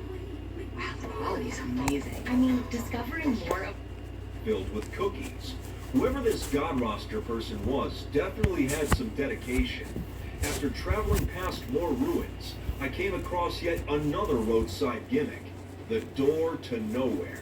Nearby were the signs of travelers giving 10 out of 10 reviews. Truly a life-changing experience. I shut the door. 10 out of 10. And it didn't seem to be getting any better. Eventually, I reached the 25K milestone, which was very important, as it meant I was getting closer to where I had originally ended my journey 6 years ago. I began to look for visual clues that I could use to line up the screenshots, as I couldn't remember the exact coordinates. I kept seeing familiar landmarks that were still intact from all those years ago, and through careful observation, I was able to find the exact... So how exactly would I be able to make this house look better? Just a few blocks shy of Well, 27K. I say... With the past finally behind me, it was time to move forward. Even at this distance, the canal was still very wide and lined with obsidian non-stop. So the Southern Canal Corps had definitely Start with the torches, obviously. Then place a bed. paddling, I quickly made it to 30K, but I didn't stay long. Most of the landscape was still Place a pretty crafting destroyed. table. There was plenty of danger lurking about. Around 32K, the canal suddenly became skinnier. Mine but out was still that block. easily traversable. Instead of being solid obsidian, Put that there. it was now in alternating Place rows to help a save on slab right time there. and resources, which makes sense. Place a chest Despite right the there. canal getting smaller, That there and were that. still resources to be found. Eventually, I came across checkerboard snow Boom. in a desert biome, showing how much world generation had changed over the years. I made it to 40K, and whatever this milestone used to be was Put now an unrecognizable. anvil right there. Afterwards, I had my first encounter with ice on the canal, and it certainly wouldn't be the last. Eventually, the obsidian barriers disappeared, Naturally. and I was met with a fake 50K milestone that someone had made as a joke. The real one was in rough shape, having been breached, but it was still cool to look at. Moving forward, farms Wow, were that's becoming more huge. common, and I did my best to replant when I could. Around 52,000, I came across the first actual intact house I had seen on the entire journey so far. I was hoping this would be the first of many more.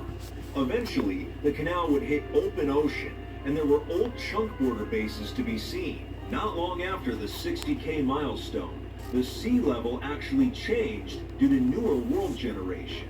This is something we've seen on the other highways as well. The 69K milestone was about what you would expect. But not long after, there was a problem. Eventually, a cold biome caused the canal to freeze over entirely. Now, normally this would be fine, but when I tried putting my boat on the solid ice, I couldn't. It just would not let me place it. If you saw my most recent video, because of an exploit, the server has made it harder to place boats on solid blocks that are not liquid water. And since I didn't have a water bucket on me, I had to portage my boat on foot. So I ended up walking past the 70K milestone before finally being able to paddle again. Soon after, I came across a small outpost which didn't have anything of value, but the anvils would be useful for new players escaping spawn. Farther down, around 82K, I found something I was not expecting. In front of me stood the ruins of an old tower. There were withers near the bottom, but on the very top, for no reason, there was a fully intact taco truck. Most players boating by would have completely missed this, and if it weren't for the withers at the bottom, I would have gone up to it myself. But talk about a pleasant surprise. As I continued down the canal, I kept running into strange builds, as well as more rest stops, including one of the largest watermelon farms I had seen yet. The essential 2B2T food. It was all very enjoyable, and as a why did I buy that? There's no use for it. Disappeared, so it was finally some smooth sailing. I was getting ready for the milestone when, to my surprise, at 99K was a completely intact base, a hotel, appropriately named Hotel 99. Hotel 99's made is sponsored. This video is totally sponsored by Hotel 99. Hotel 99 is entirely, walls are entirely made out of glass, torches, gold blocks, and fucking anvils. And it also has a hotel sign made out of gold blocks, leaves, and redstone blocks, and fucking torches. It wasn't just for show. It was a legitimate hotel with rooms, beds, lounge area, everything. The entire exterior was coated in anvils for protection, and I was shocked that something right on the canal could be so pristine. I took a look at the message board up top, still in disbelief that this thing was still standing. If the peanut butter in a Reese's could talk to the chocolate, what would it say? You complete me. Should we start a podcast? Who does your riches? iRobot Labs is testing the new Roomba Plus 505 combo in extreme conditions. 505 leaves floors debris-free with 70 tons. Keeping in tradition, I decided to jump off the top into the water below. And then it was a wonderful find, place any type of flower or anything you'd like and I can't lie, on here or in there. Down when I finally arrived there. But hey, we had gone 100,000 blocks so far, all in a boat. There was a rest stop not far away, so I actually logged out there. Now, in real life, I spent the next few days at TwitchCon, meeting up with fellow Minecraft friends and griefers. But when I returned, I continued my journey. I still had so many questions. How far did the canal go? What else would we find? Why are some people watching this video without being subscribed to my channel? All of these ran through my head, but I continued. I was now running into actual towns, and judging by the grass, they had only been built recently. But for every one that was still standing, there were plenty that weren't. Regardless, the actual landscape seemed more natural at this distance, with far less griefing. The 125K milestone turned the canal into a massive pool, with large obsidian pillars all around. At this distance, even the ruins we came across were more intact than before. But there would often be long periods of time where you'd be paddling the canal and there would be nothing on the sides other than wilderness. After hitting 155K, I soon found myself in another recently built town not far down the canal. Instead of grass, this one used mycelium, but still had plenty of trees and resources. Eventually, the canal cut through another cold biome, but this time used a tunnel to prevent the canal from freezing over. As I started getting close to 200K, I encountered a unique base that was built right on the canal itself. The bridges had colorful banners hanging from them, and it seemed like a very comfy place. It definitely takes courage to make something like this and put it right on top of the canal itself. I took a quick look around, but continued forward. As I approached the milestone, the canal suddenly turned into a series of twists and turns. From far away, it was actually a massive work of art dedicated to the builders of the Southern Canal, and it was very creative. The best part was, it was still possible to paddle through it. Near the end, I took a look at the signboard to see who else had passed by this awesome creation. Not far away lay the remains of the 200K milestone. At this point, it was simply impressive that the canal was still going, and that there were plenty of intact builds to be seen alongside it. Other than stopping to see the view every so often, I continued onwards. I can't imagine the amount of hours And then, it must yeah, have like- taken to even bring the canal this far. Sometimes you would find broken chests of all the materials the Canal Corps had dug out. Do that. Alongside more works of art. And then on Minecraft, you would make that into like corner stairs, but since I'm on Blockman Go and Blockman Go really doesn't like those. In fact, they don't like them so much they legitimately didn't even add them. I was going long distances between the ruins and towns at this point, so anytime there was one, I did my best to stop. After many hours of paddling, I ended up making it to 300,000 blocks. The milestone wasn't much to see, but I was just stunned the canal had gone on this long. I really wasn't expecting it to go this far. Around 308,000, I actually found signs claiming it was the end of the canal, but they were from over 2 years ago. It sounded like we still had a long way to go. It was around this point that the canal lost its obsidian floor and was starting to become more basic. In some places it was only 1 block deep, and in others there was no obsidian on the sides at all. I eventually made it to the 333,000 milestone, and obsidian guardrails were the only thing keeping me on track. Despite the canal becoming more basic, there were still plenty of builds out here, with many in great shape. I even found a random ski hill with a functional jump. This was the only time on the entire journey I got to use my elytra. It was a fun pit stop. At this distance, you would often go 20 or 30K without finding something major, but when you did, it was a sight for sore eyes. But I'm not going to lie, at this distance, I was starting to lose my mind a little bit. But around 395K, I found the first major clue that we might be getting close to the end. A base had been set up by Godroster, the same person that had placed the cookies near the start of the canal. It seemed they had been working on this section of the canal only a few weeks ago. I started racing forward, finding more and more of Godroster's repair stations. I even found a large temple that had recently been built. This was some major activity, so we had to be getting close to the end. I made it to the 400,000 milestone when suddenly I heard something. A note block being played. I managed to locate it underground. Some nearby signs informed me that a group called the SCA had been responsible for extending the canal past 320K, and the signs were not even 2 weeks old. This was it. We were in the end game. I raced forward, and soon I came across another colorful repair station. This was a clear pattern going on, but upon entering a frozen biome, there it was, the end of the Southern Canal, at exactly 410,000 blocks. An incredible achievement for all builders involved, including the newer ones too. I got out for some celebratory fireworks to light things up, and to end it all, I finally ate my cookie. Nom nom nom.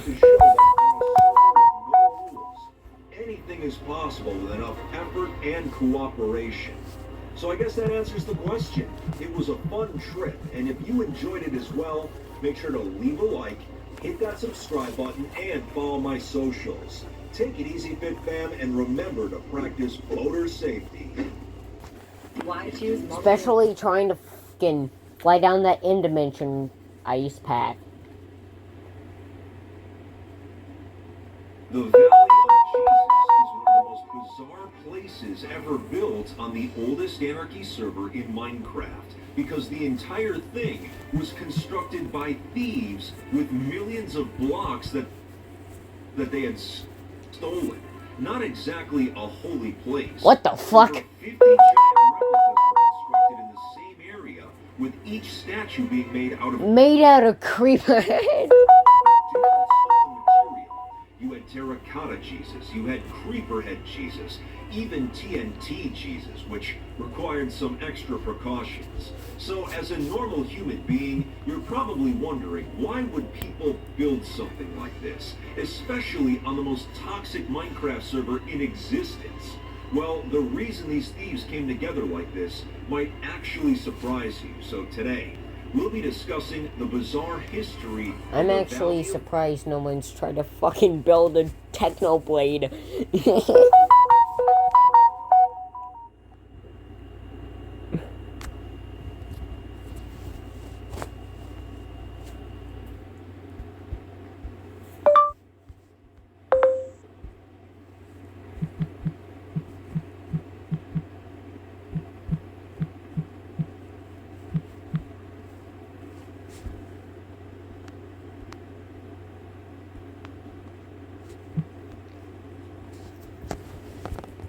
Jesus on 2B2T. Holy. And the large amount of challenges that were overcome in order for this holy place to be built. To understand why the Valley of Jesus is such a bizarre place, we need to go back to the beginning. Our story begins in 2021, while the entire world was in lockdown. During this time, a player named Bobbers22 started building a reputation as a stash hunter. You see, on a server like 2B2T, if you're not part of a group base or a faction that has duped countless items, one of the only ways to amass wealth is to steal it yourself from other players. Bobbers would travel far and wide across the server in search of item stashes. But being a stash hunter is not as glamorous as you might think. Putting in long hours of traveling each week is the only consistent way of finding anything worthwhile. While the vaults that are located at bases are usually well stocked and aesthetically pleasing to the eye, the reality is most stashes on the server are usually just chests and shulkers lying out in the open. Nothing fancy, just a random place to store a lot of stuff. And there's no guarantee that they'll even have useful items or anything at all. The hard work, patience, and luck involved usually discourages most players from taking stash hunting seriously. But during his travels, Bobbers would become friends with other hunters in the community just like him, putting in long hours with the hopes of a big score. To call them a group of thieves sounds a bit cliche, but that's exactly what they were.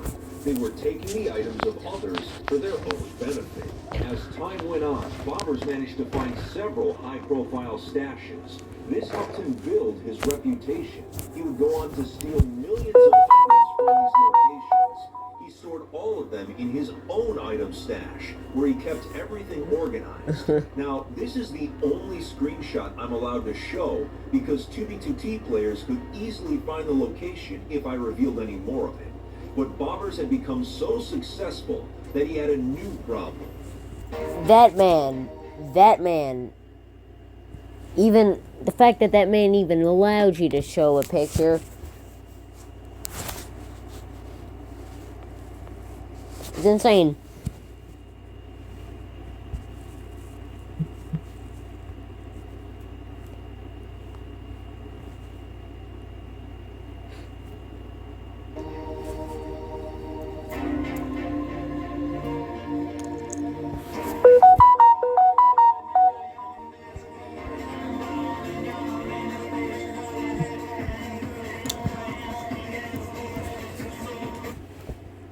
Boredom.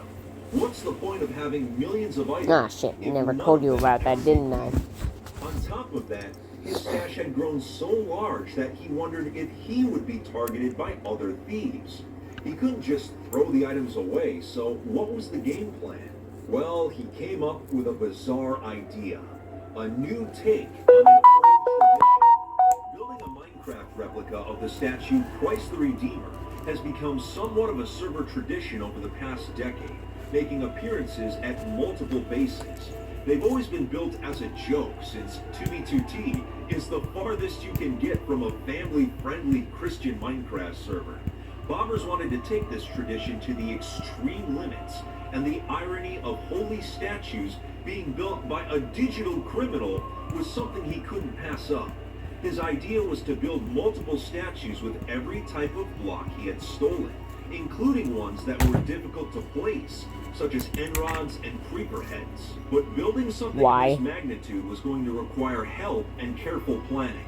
His stash hunting friends agreed to lend a hand, but they weren't exactly the best builders. So they got into contact with a group called the SBA, the Spawn Builders Association.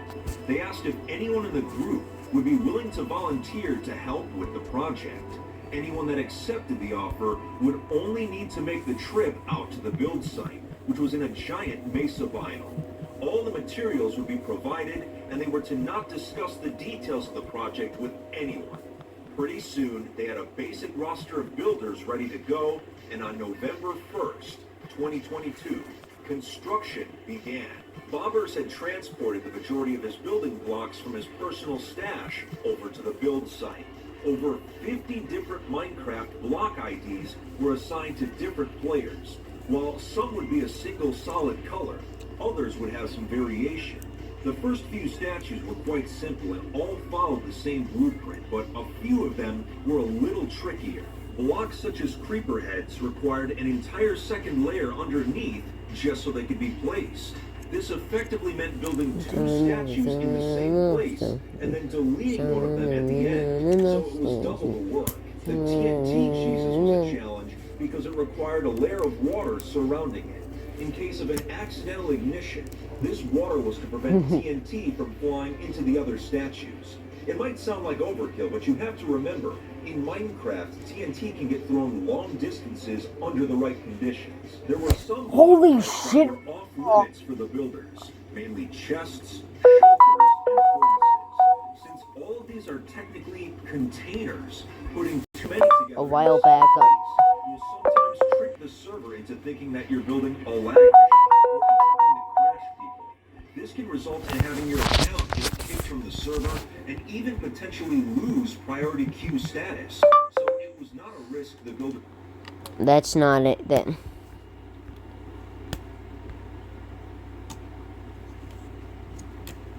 That's pathetic. Not to be rude or anything. But that's pathetic. Not to be rude or anything, but that's pathetic compared to mine. Not to be rude or anything, but that's kind of pathetic compared to my reason.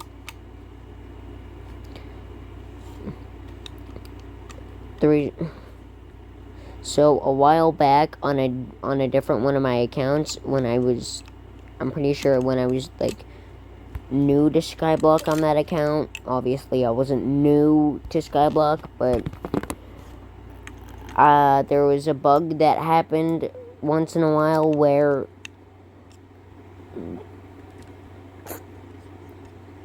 blocks, like the newly added blocks would randomly spawn in from other people's islands or something, or from a bug. And one time I got so lucky as to get like probably maybe a full stack of ender dragon eggs in a singular on my island, and my dumbass was so foolish. My dumbass was fooling. Hang on. So a while back on a different one of my accounts, I'm pretty sure when I was like new to Skyblock on that account. Obviously I wasn't new to Skyblock, but there was a bug that happened once in a while. What? Oh. Thanks, Mom. Thanks. Sorry to give you an attitude.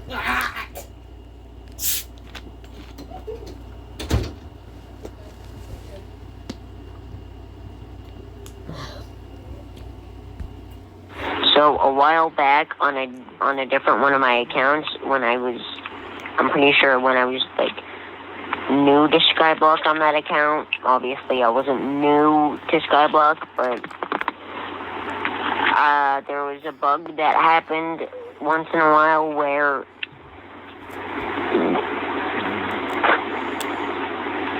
blocks, like the newly added blocks would randomly spawn in from other people's islands or something, or from a bug. And one time I got so lucky as to get like probably maybe a full stack of Ender Dragon eggs in a singular on my island, and my dumbass was so foolish. My dumbass was fooling. Anyways, my dumbass was so foolish that my dumbass was so stupid and foolish that I ended up going to chat and asking somebody to help me mine the Ender Dragon eggs. And guess what? They fucking scammed me. If you can't tell if I'm correct, I actually fucking reported them. Probably even spam reported them. And possibly also called them the N-word. I don't know. Most likely not, though. Because I'm pretty sure that was before I even knew that word existed.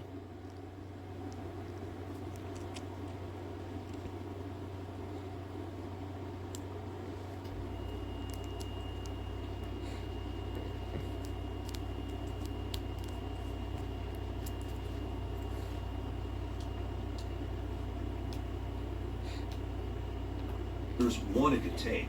Surprisingly, an enchantment table Jesus was made despite the block technically counting as a container. It was tough to even get close to it because of how badly all the spinning books could lower someone's frames per second. Because of a notable incident a few years back where enchantment tables were weaponized, some were concerned that the server's admin, Housemaster, might just show up and straight up delete the statue, but somehow it snuck under the radar. The builders were able to request more materials, and Bobbers would head back to his main stash and bring the blocks that were needed. After a few weeks of construction on the project, over 1 million blocks had been... So yeah, that's really why I can't trust anybody, anyone at all. The fatigue started setting in. Building the exact same thing over and over can get old really quickly. When Bobbers asked for a second round of volunteers from the SBA, many had no interest or thought the project sounded outright ridiculous. It was a tough sell, but despite these morale issues, progress continued. One of the builders, Minecraft Simon, figured out a way to make the construction of Cauldron Jesus more simple, using Baritone, which is a program that automates actions in Minecraft. He was able to trick the game into thinking that cauldrons were actually iron blocks, which allowed them to be placed without any additional setup. It was small little hacks like this that got rid of some of the headaches the builders faced. In December of 2022, 1 month after construction had begun, over 50 Jesus statues had been completed. But since they had started running out of blocks, Unknown error blocks, the variations became a little more creative. And over the next few weeks, little by little, more statues continued to pop up. Having this many in one place really helped visualize just how many blocks Bobbers had stolen over the years. To see a number on an inventory... Oh, that or Jesus is the perfect payout for people. ...is one thing, but to see all of these blocks spread out is something else entirely. Now, you might be thinking that this is the part where the base gets grieved, the coordinates get leaked, or one of the group members betrays the team. But surprisingly, there was no drama involved in this base, which for a group of thieves is shocking. Perhaps it was after all, that 23 stash hunters could keep something like this a secret. But the group approached me so that they could finally reveal their project to the public and officially bring it to the close. The Valley of Jesus is what happens when you take an ironic joke so far that it actually becomes a work of art. Holy shit, it spans an entire mesa biome. Holy fuck. Wasteland like 2B2T, sometimes a joke is all it takes to bring people together. If you enjoyed today's video, make sure to leave a like, hit that subscribe button, and follow my socials. Take it easy, Fit Fam, and stay alive out there. Cameras are rolling, Sam. Well, it wasn't all... I didn't lose all of them. I grabbed quite a bit of them, but... like, probably about... probably a few stacks of them, but nowhere near... But that fucking... There's no word in the fucking dictionary or in the universe that describes what he is.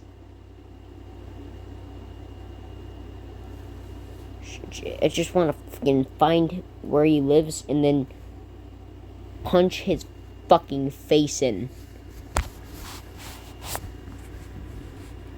I still don't forgive him for that.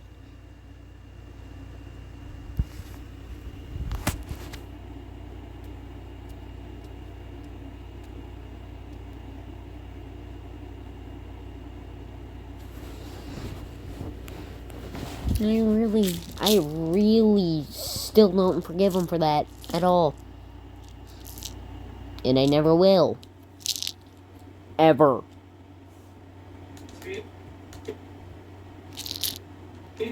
Oh! Let's go. See if you can jump over these hurdles.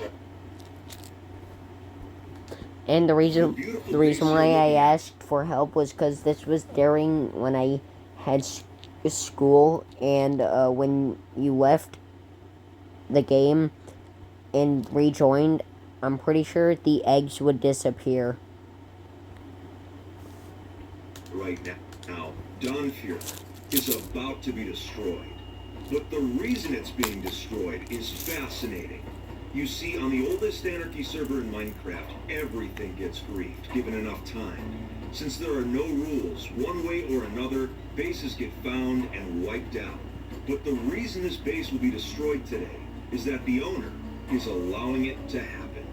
A few hours from now, a team of 4 griefers will be coming in to burn the city to the ground. But why? Why would a base owner who spent countless hours on this work of art go along with griefing his own creation? It's complicated, but today's story is one of friendship and unity, but also a story about how even in Minecraft, the in-game politics between groups can cause a wave of destruction that everyone gets caught in. I hope you're ready for today's history lesson, because it's a long one. Our story begins 7 years ago. Hi, I'm checking in. Oh my gosh, I'm a huge fan. Oh, thank you. I love Skinny Bob. Anyway. The year is 2013, when Minecraft was at the top of its first wave of popularity. A player named D-Loading started a base with some high school friends on a small Minecraft server. They gave their base the name Dawnfuhrer. They originally thought the name meant Father's Gift in German, rebuilt elsewhere, and keep the same name. D-Loaded would spend the next 3 years traveling to different Minecraft servers, building a new version of his base on each one, making him one of the earliest people to establish a set of megabases across multiple Minecraft servers. By 2016, he had created at least 8 different Dawnfuhrers on different servers. Early in that same year, D-Loaded met a player named Hermetic Lock on a small faction server, and the two became quick friends. They ended up building the 9th Dawnfuhrer together on that same server, and little did they know that their new friendship would have major ramifications on a completely different server in the future. During 2B2T's YouTube invasion and Russia War of 2016, Herm watched all of the videos coming out of the server and tried to convince D-Loaded to join with him. Eventually, he agreed, and the two joined the server in the middle of the massive conflict. They would travel far from spawn, and around Christmas time began work on the 10th Dawnfuhrer, the first of the bases to be on 2B2T. From the beginning, Herm was able to gain the trust of many individuals. Unlike many new players at that time, he understood the server and how the community functioned. He invited individuals to the base, while Deloaded was doing all the building. Things seemed to be going well, but in classic Anarchy fashion, all it took was one bad apple to spoil the bunch. The base got leaked on January 14th, 2017, and Bubba J. Despite 6 of the base members being online, they could not kill Bubba J.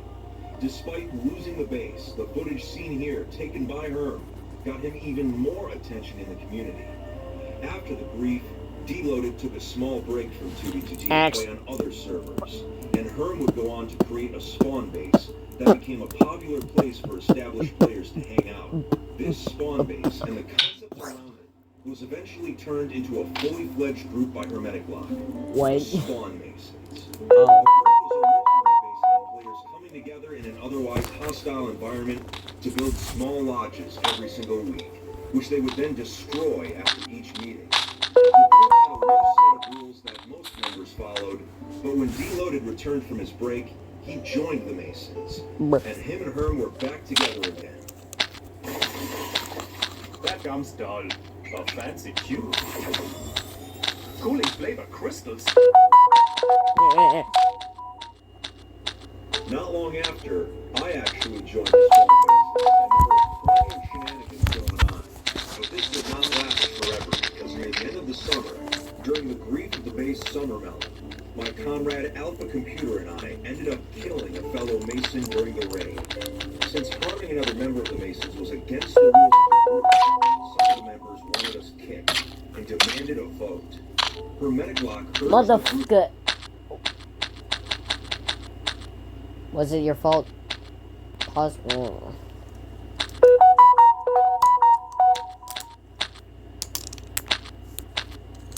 If it wasn't your fault that he died, then like if it wasn't your fault that, you know, he got fucking murdered. My goddamn.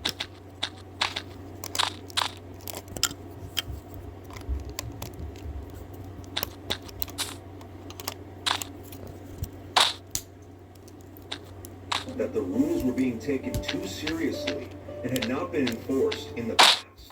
It was just a block game after all, and the Masons were meant to be lighthearted fun. But the group voted.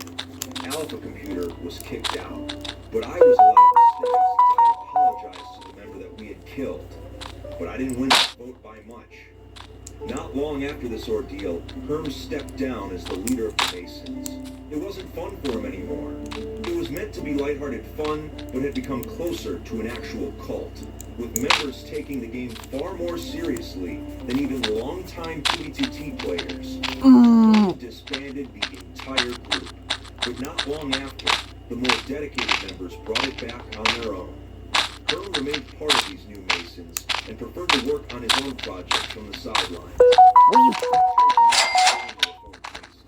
And parted ways with the group, though I remained good friends with many of them, especially Herm. After the Masons rollout, the 12th Dawnfuhrer was griefed. Deloaded would play for a few more months before leaving 2B2T in early 2018. Over the next 2 years, both friends would have completely different experiences.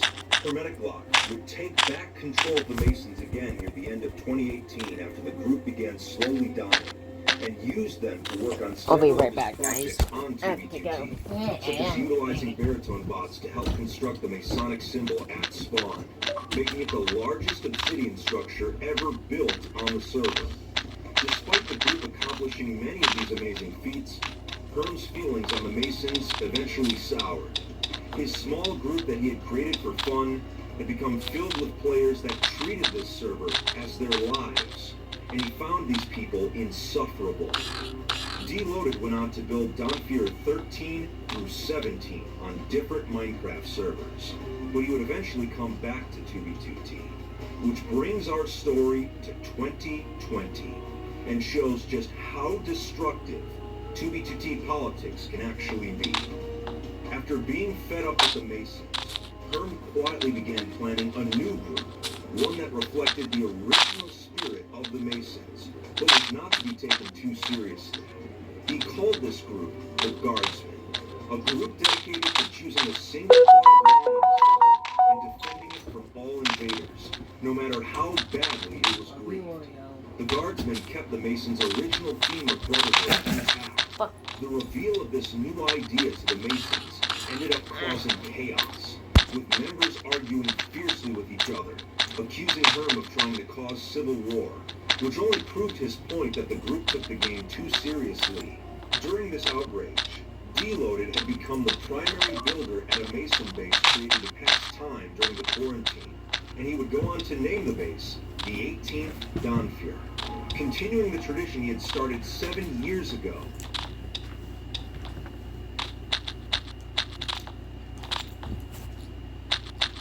Many members of the Spawn Masons had worked here, and after the group had imploded, it became their last remaining base.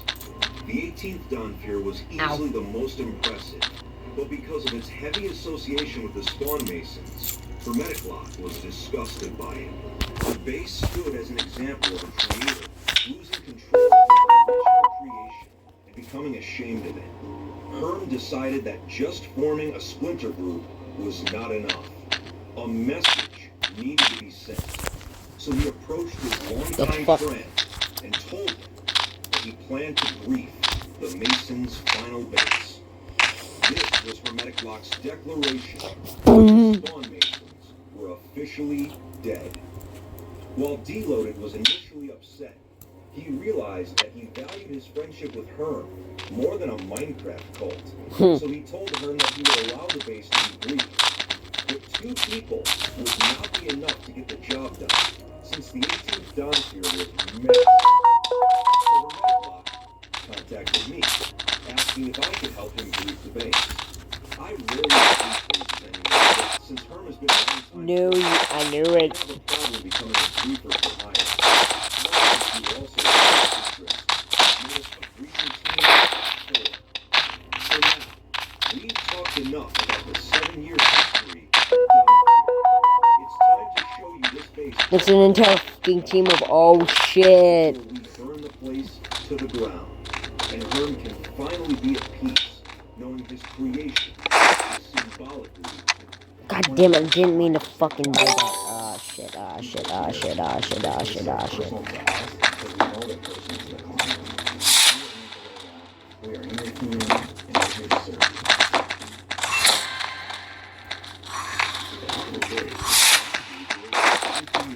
Because they're engineers, lifetime of hard work, routine maintenance, and quick.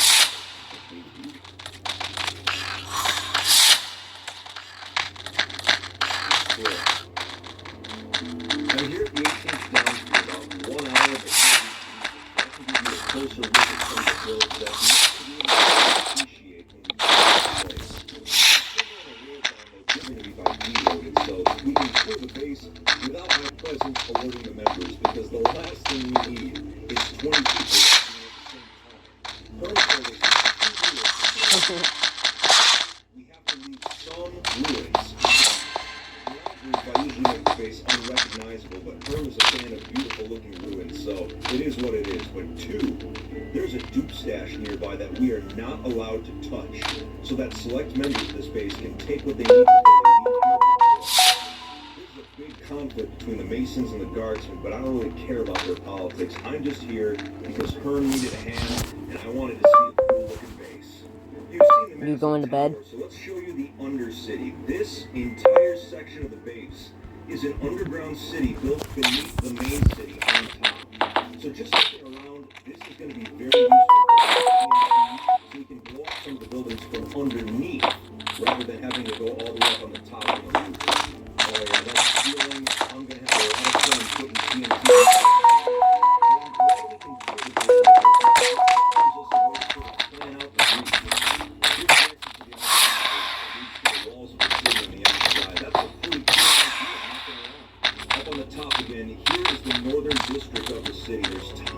Houses and stuff. There's banners everywhere.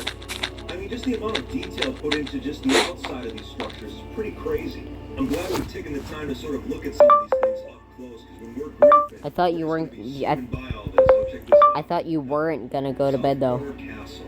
What does it say? You actually live inside these? Well, obviously, I do. Check this out. Huh. Oh, because it's got a wooden roof. That makes sense. You know, now that I think about it, if we used a flint and steel, we could burn down the majority of these buildings on the top. We could save so much TNT by just burning them. Well, that's genius. But I see the massive cathedrals over here. Let's check these out next. So what do we got here? Let's see.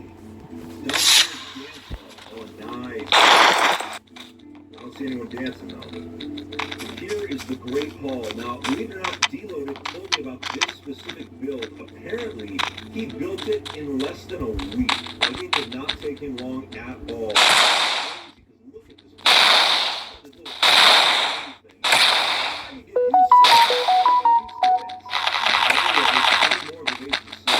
We're on the opposite side of the cathedral's top side here, and before we check out the member board, I want to take a look at some of the builds over here. We've got a massive totem pole that's made up of some of the members of this base in pixel art form. Here's a giant man-made mountain, and of course, the cat balloon. Oh, that's going to be a fun one. God damn it. But anyway, let's start with I might have just fucking killed myself. And right there, that's what we're looking for, the member board. So we can see exactly who was here and when. It's quite a few members that have been here just in the past few months. When we go through here, I believe this is where a large part of the items at the main base are held. I mean, look at all these chests, all these shulkers. This is definitely a storage area. And it looks like we've got more storage here, but also bedrooms. So some members of the base did sleep around here. You can see by the beds. Oh, check this out. So each bedroom had like a little balcony overlooking the valley down there. That's big Savannah. That's a pretty sweet view. Yeah, not bad. Not bad. We've got the last little section of the storage here, but there's also an electro runway, so players going to and from the base could carry supplies. That's pretty genius. This is the final section of the base before we start the grief in about an hour. So there's a red building over there. It's pretty empty, so not a whole lot to show, but this North Tower. It's got like this spiral of grassy greens going all the way up to the top of the actual build. I mean, if you saw this thing from far away, it would seem very intimidating. Even at the top, there's like a little watchtower area. You can probably fly there with your light show. They got a chandelier. This is a very good-looking build here. So overall, I like it. I like it. But it's time to start talking about the brief. In about an hour, we're going to be logging into TDTT to carry out this raid, and hopefully we can get the entire job done without being spotted. With all four of us working together, it shouldn't take more than about an hour to beat this entire thing. So that's how everything goes according to plan. Let's do this.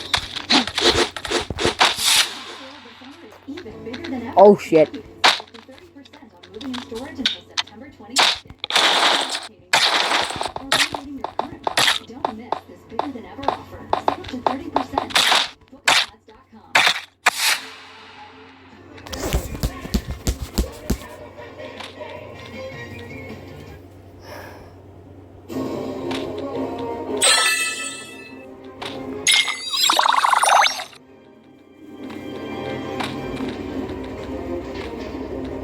I'm not sure how my leg is still even functioning at this point with how much I punched it.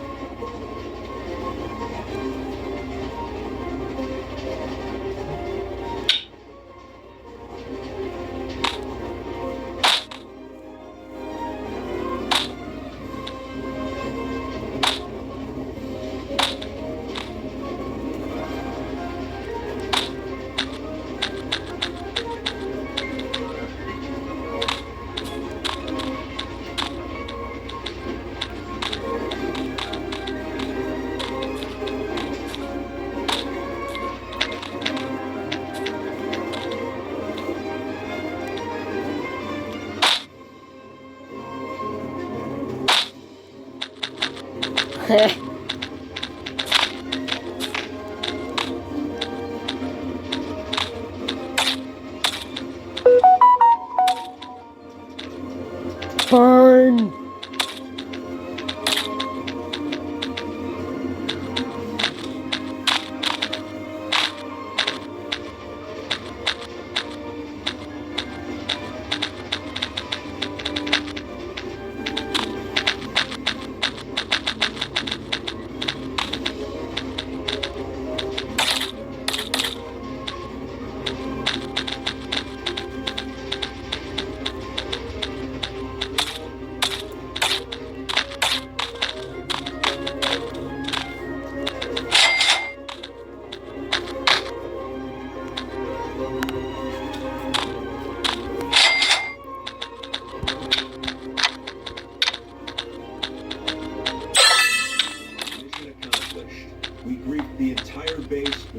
getting spotted. And there's the Duke splash that Herm was telling us you can't. Just one shoulder. Come on, man. Just one shoulder.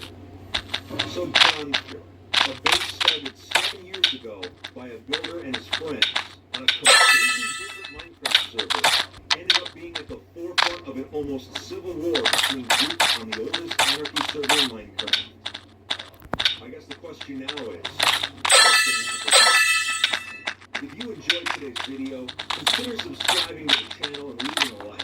I would greatly appreciate it. Also make sure to follow me on Twitter and Instagram to stay updated on when new Minecraft content is coming out. But that's it for today, everyone. Take it easy, and I guess we're going to have to see what happens.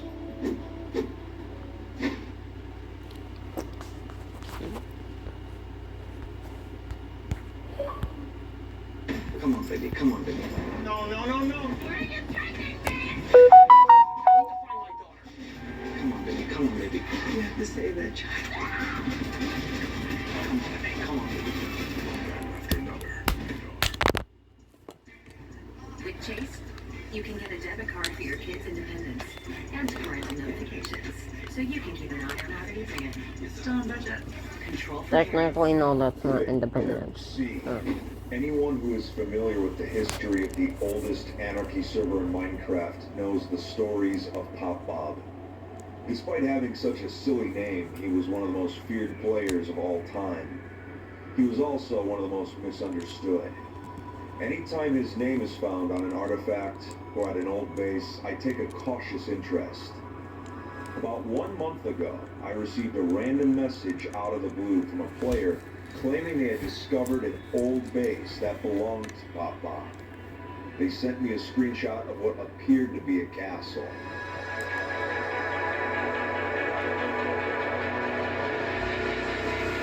I was skeptical at first, but upon examining the screenshot, I didn't see any modern blocks in it, and the style looked similar to some of Pop Bob's previous builds.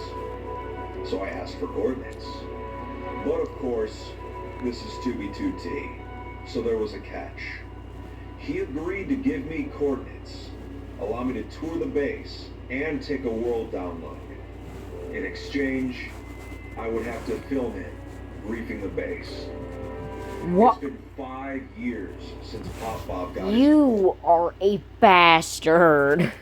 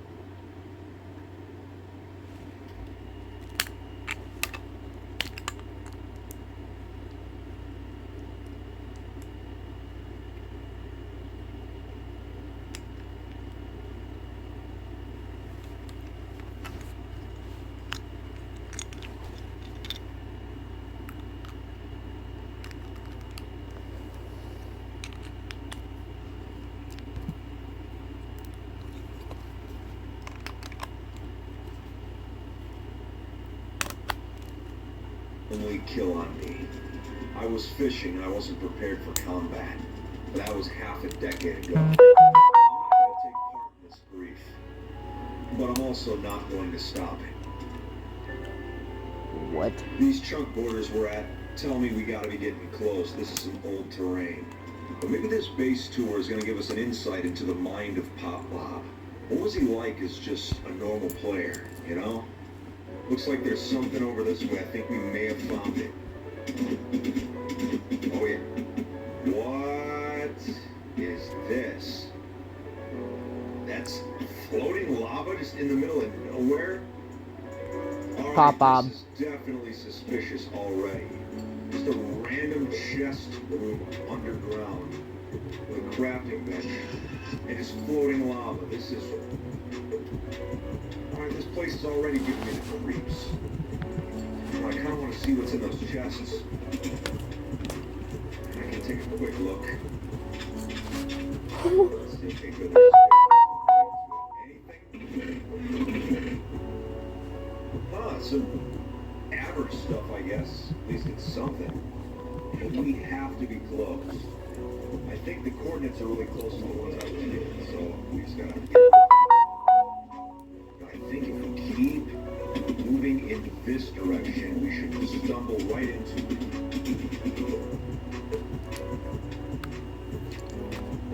Now, this village is pretty established, so this has to be part of the base. If we keep following this pathway here, I know we're gonna run straight into it.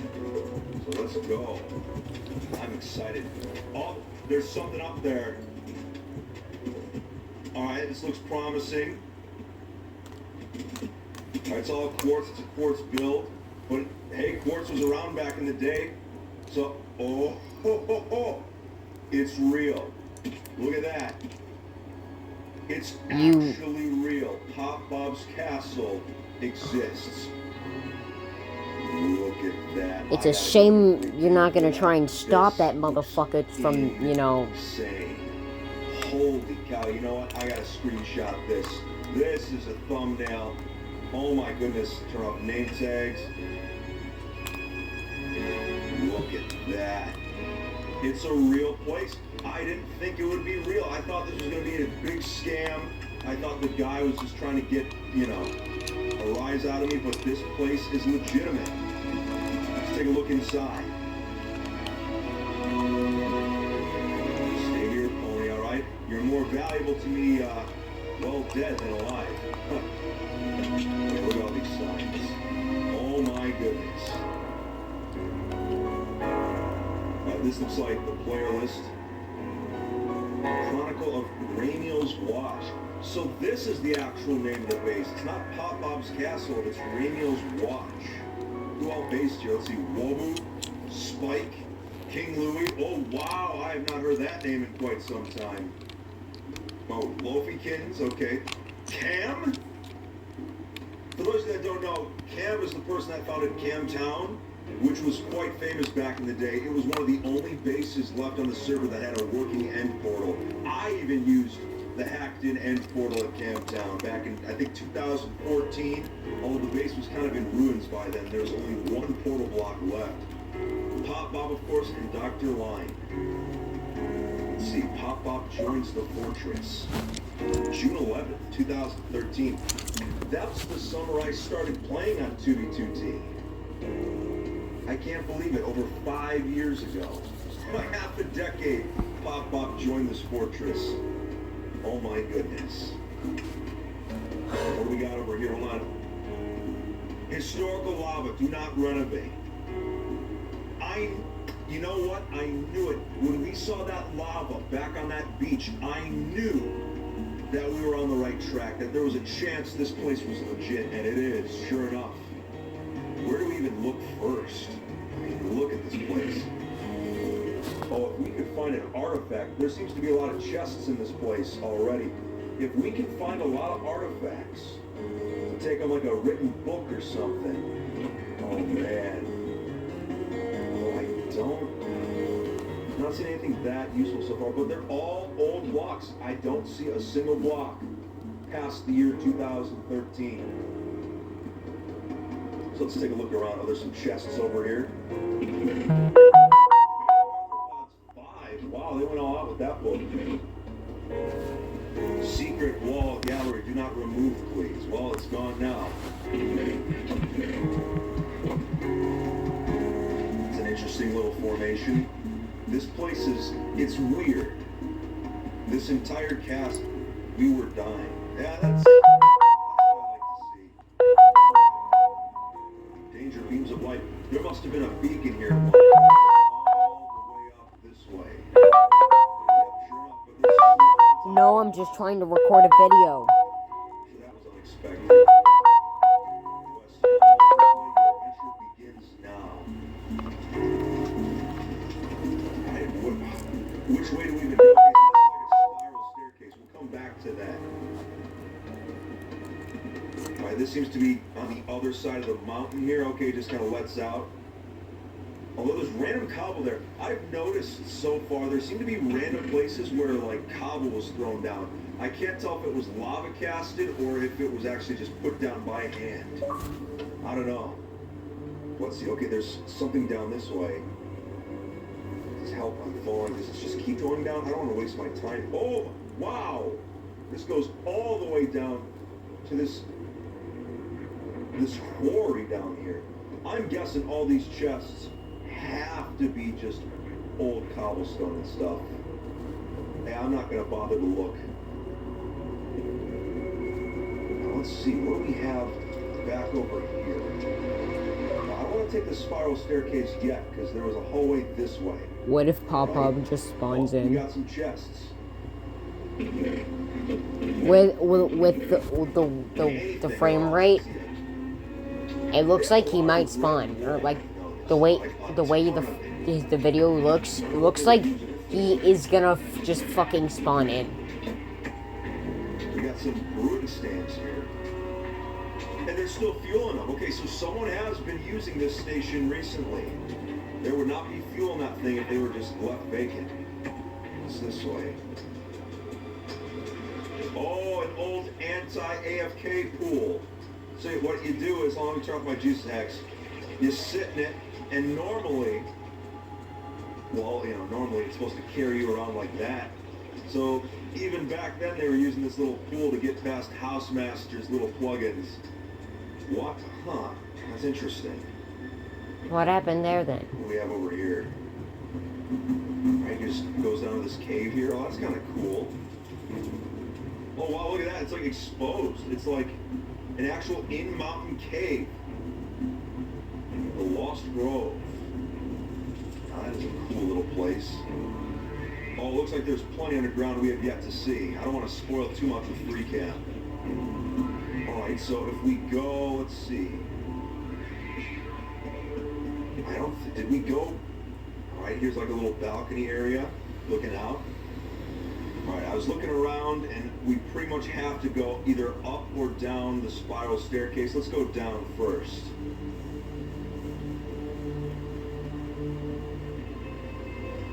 Let's see. Oh wait, fit shoot it.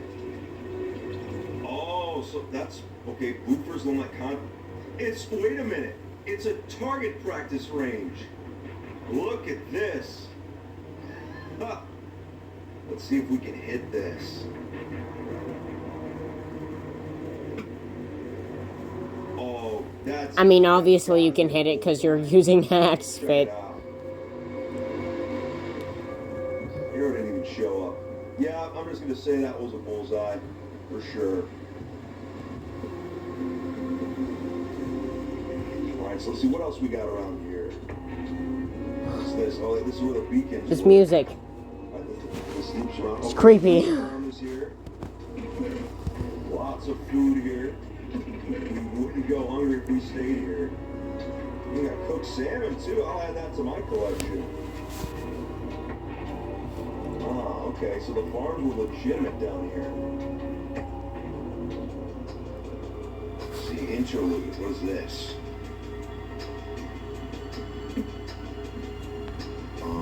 Let's see. It's like a... I'm really trying not to be rude right now. Minecarts left. Rude. This is a manual mine. So look at that. So it was actually taking things, and then there must be minecart chests that are rolling. That's got to be the case. Haven't seen one of these in a while. And look, it just goes and goes. Wait, what is this?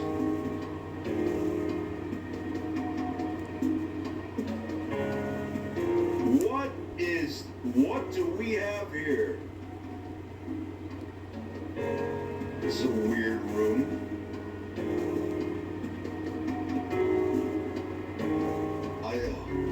There's like no rhyme or reason to it. That's odd. I see a chest through here. This leads to outside. Sure enough, it does. And then here's the entrance to the base. Yeah, we haven't even looked at the outer part here yet. We still have to go back and do that still. Alright, so... Okay, so we need to get up that section. Okay. how do we get up to that section? Oh, it looks like... Yep, okay. So we were going the right way. Oh, wait, maybe not? Look at all this unexplored stuff there still is.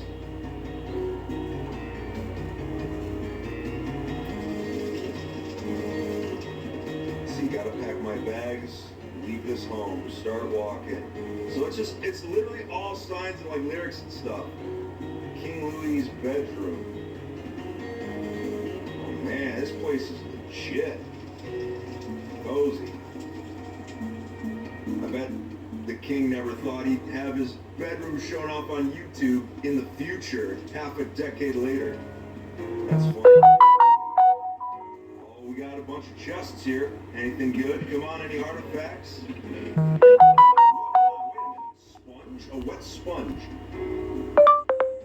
Was that a 2013? I wasn't trying to ignore you. My fucking Wi-Fi died as soon as I tried to respond. No. I don't think it was. I think it was 2014 at least. Nothing really that useful. What's up here? Whoa. Now this is looking fancy up here.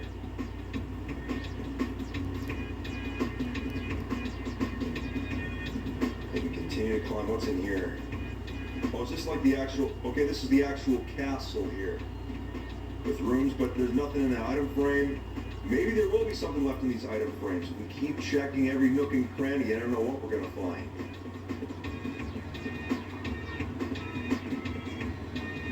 Look at the rooms here. Oh wow, that's the village we started. Yeah, we can still see it from up here. That's quite the distance away. Now let's just use free cam to speed this up.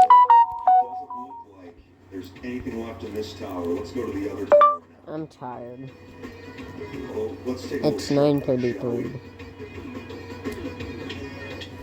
Oh, I need to eat. Look at that. Oh my. Look at all this stuff. So it's like a nice little loop there. Little flower garden in here. Oh my. Hello, chests. Good. No, not really.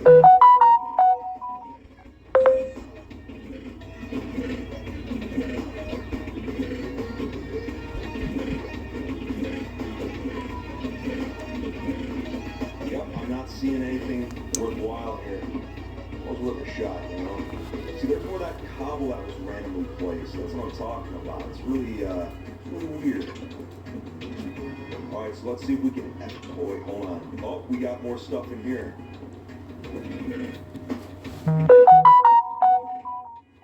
Got a decent bow in there. I guess it wouldn't be awful if it's all you had.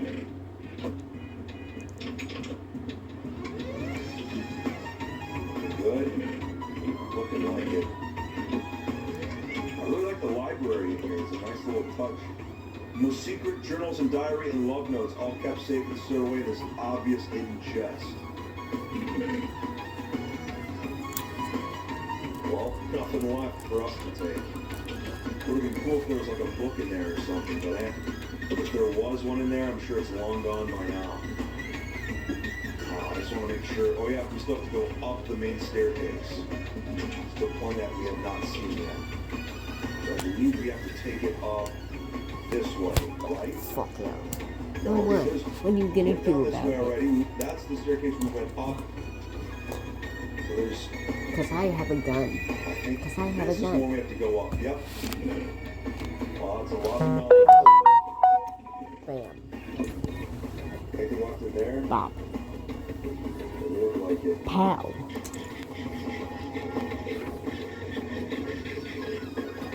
Bada bada. Nope, some more dirt.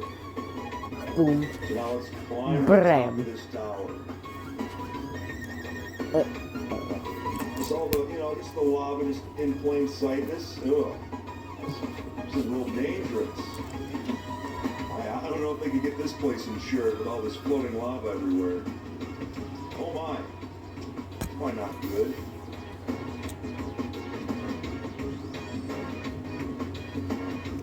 Yeah, I gotta say it's It's a weird place. Look at that, just random weird, you know? It's a cool build, I love it, but it's just kind of sad it has to get destroyed, you know? But on the other hand, this place was going to get blown up anyway, so at least I got to show it to you guys before the griefer decided to blow it up, you know? Should send it to fucking Pop Bob. Very cool find, but The recording. like 2B2T, like anything on this server, you build a sandcastle, eventually the tide is going to take it. If you know him.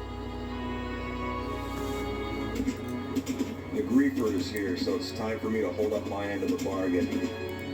Let's just get this over with, shall we?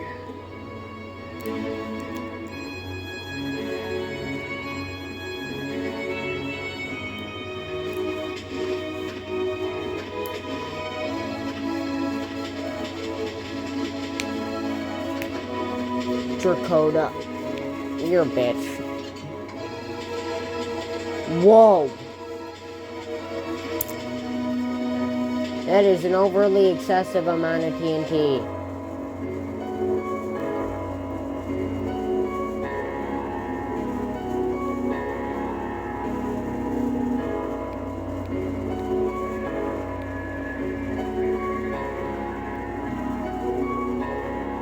When a player stumbles upon a base, they've got two choices. They can save it or destroy it. A random player found you, Ramiel's Watch, and your fate has been chosen. No.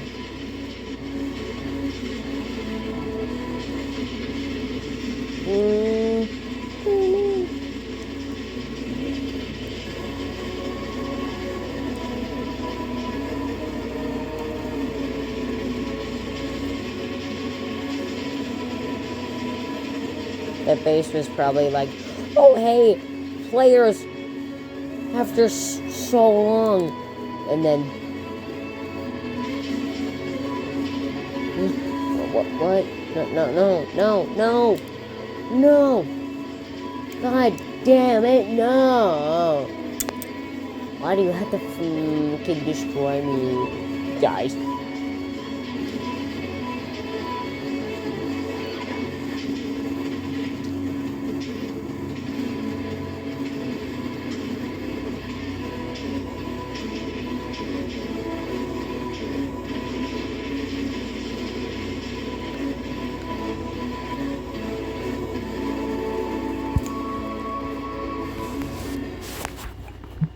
I've included some slowed down footage of the sides of the base in case you were more interested in reading up on the history of Ramiel's Watch, but that's where I end my little tour for today. It was an interesting look at Pop Bob's sort of, I don't know, I guess more normal side.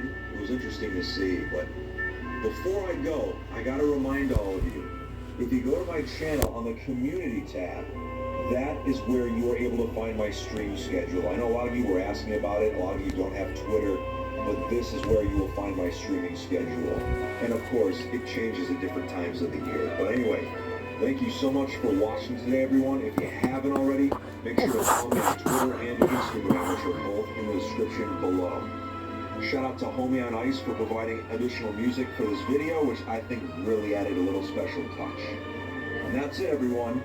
Where will our adventures lead us on 2B2T? Well, you just gotta wait and see. Stay alive out there, everybody.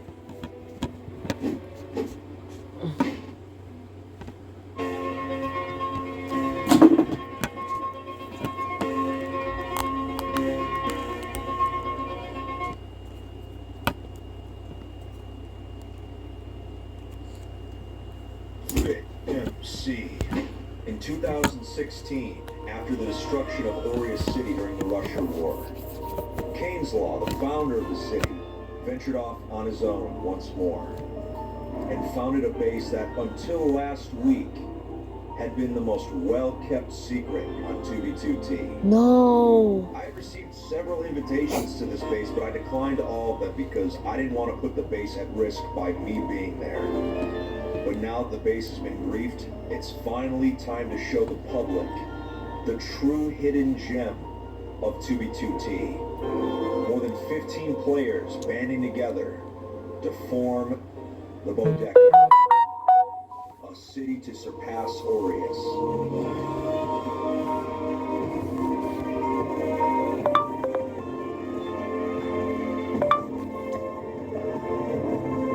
I can't record. No thanks.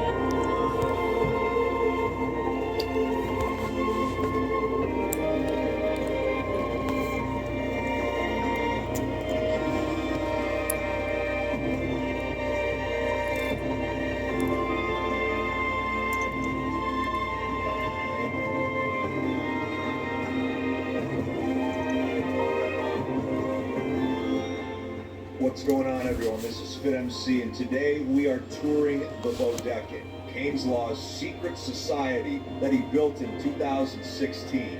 Now, this base, at its peak, before it was griefed, had 15 members, and they followed the golden rule of not posting any pictures in public of this base, not talking about it, and they kept it secret for a long time. Now, unfortunately, it has been griefed because it's so close to an axis, but it was bound to happen. But let me tell you, from what I've seen so far, this base, you are not going to believe it. So because this base was founded in 2016, it's over a year and a half old, which means there was a lot of time to build, and build they certainly did.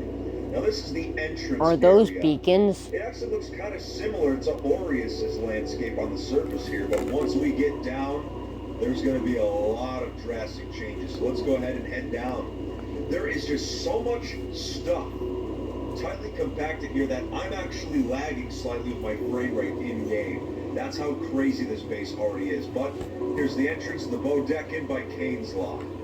Say, woo! Definitely want to turn off your crystal aura if you want to tour this place. Let's go, go, go.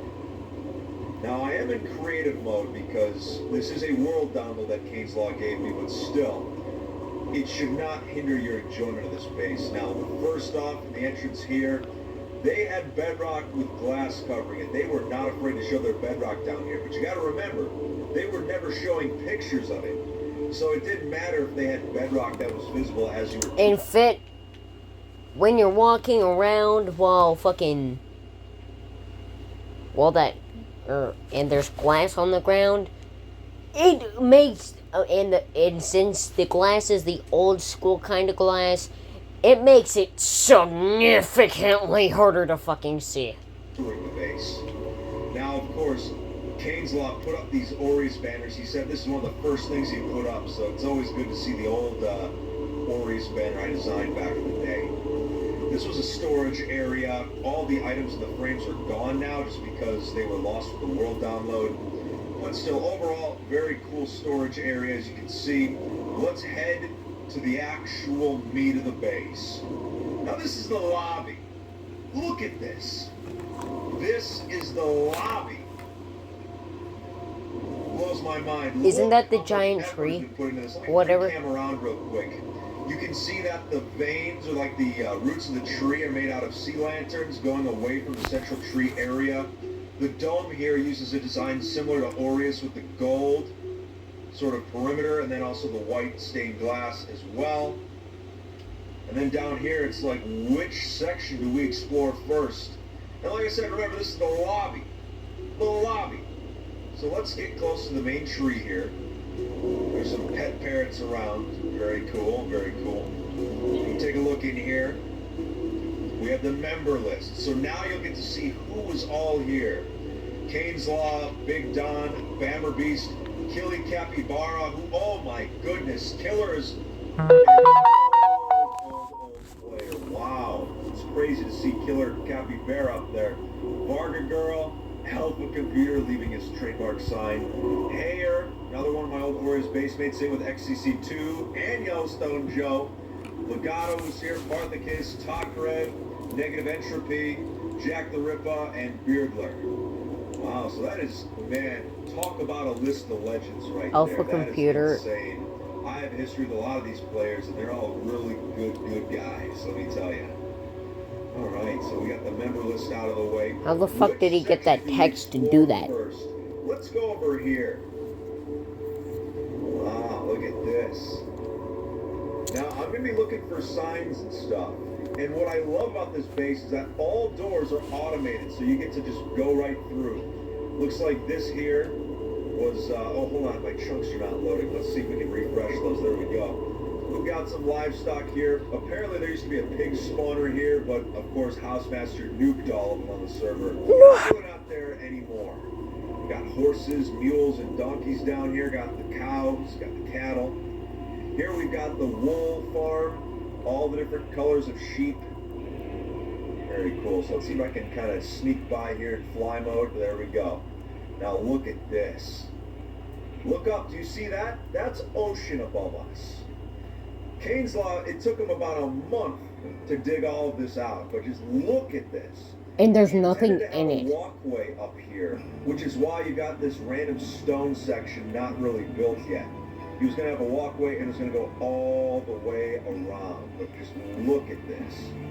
Oh, no, You know, no always wonder a why shame it's when not. bases are never fully realized, but the amount of stuff that's in this base, it's all right if they didn't finish. There's still so much stuff. I hope I can fit this all in To one be video. honest, they could finish if they, since he downloaded the world. They literally could finish and play it as like a regular survival world. So we're gonna head back this way. Past Or the something. livestock. We just double check down here to make sure we did not miss anything. Alright, super duper rail duper, yep. So here's the duping stations they had for rails, with the hoppers all leading to the double chests. They also had carpet dupers as well. So this was entirely mechanized here, automated. It's always really cool to see. Let's see down here, we've also got some other automated systems. The fish farm here, with of course exposed sky, so that way you're getting maximum catch rate. We've got the chorus fruit farm with the cross designs here, and then the fully fledged chorus farm. This just looks crazy. I want to make sure my Fulbright is disabled because that's really going to give you the best idea of just how cool this all looks. Man, it just looks incredible in here. This is the best looking chorus farm I've ever seen. It's like almost like the icicles coming down from the ceiling. Oh, very cool. Let's just double check the free cam. Excellent. So let's head this way. Now I believe we need to go this way. Yep, there's some other stuff here. Other automated systems. Joe's Pig Grinder. Oh yeah, this is similar to the design he had at Rocket Town. Very cool to see. Alright, you've seen all the automated stuff? Let's head back, because there's still so much to see. It's so long time to actually show it to you. Let's actually wait, let's double check this way. This base is so huge, eventually it's going to be on the museum server for you to see. Look at that. Looks like the third incursion banner. All these lava falls here. Let's sneak through here. Where do we go? This is just a maze. Whoa. Well, this must be Bammer Beast's storage right here. Look at all this. Wow.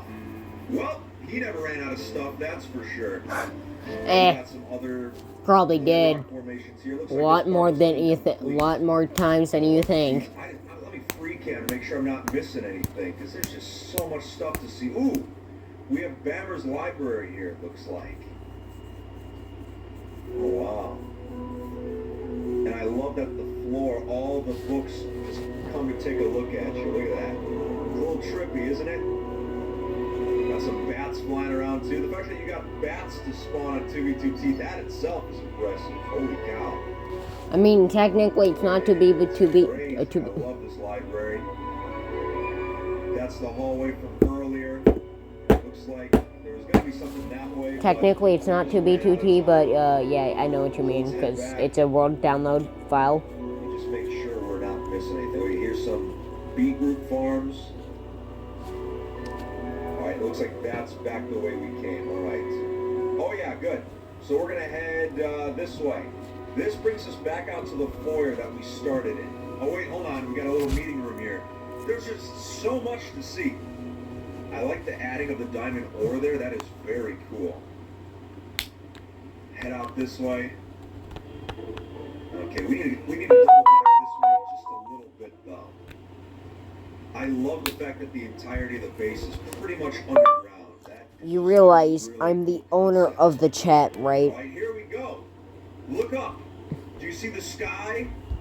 That is all light blue shulkers. All of it. Look at that. So if you don't have a very powerful machine, this is probably going to lag you out quite a bit if you do the tour yourself. But all these homes were kind of built by different players. Some were built by Keynes, others Legato, I believe. But geez, let's see, is this... Yeah, look... It just boggles my mind, you know? It's weird to think that had I not become a YouTuber for 2B2T, I could have been at this base.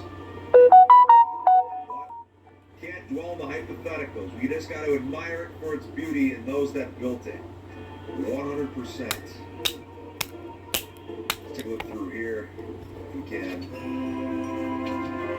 Got a nice modern sort of look to this house. Let's take a look around over here. Yep, we got a vine farm going here from the logs from the ceiling. Look at that. And of course this is automated as well, it appears. Man, it's just so cool. And it's like I don't even know where to go next. There's just so much to see at this base. Let's try going this way. Oh, I thought I was floating for a second, but no, it's just white stained glass. Right through here. Hold on. Okay, I will say this, if you do the tour yourself, walk through every painting you can. There's tons of secret entrances here. Let's try going through the dark room here. A little spooky. Wow. And remember, this was all built in an anarchy setting, which makes it all the more impressive. Now, this used to be the map art room. Maps, of course, are being reset on a regular basis. No one actually cares to look at the amount. I have 300 videos on my YouTube channel. Actually, 300 plus. And most of them are just regular YouTube videos. Because we're never going to get through this whole tour. So here's the rest of the village, as you can see, all built underground with the shulker sky sort of faking everyone out. It's just so cool. And this helix is similar to the one that was at Aureus, the town center. So I like that Keynes Law brought back this exact same design. You're going to see a lot of similarities to Aureus. To be honest, I might take that one down because I like this seed way too much. This trippy room. The seed way too much.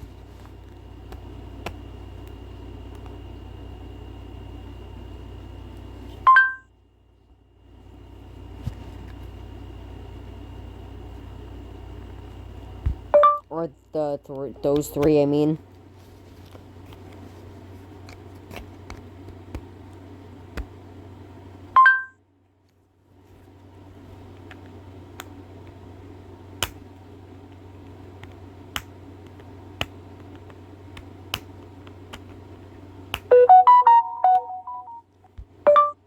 I don't play Bed Wars that much.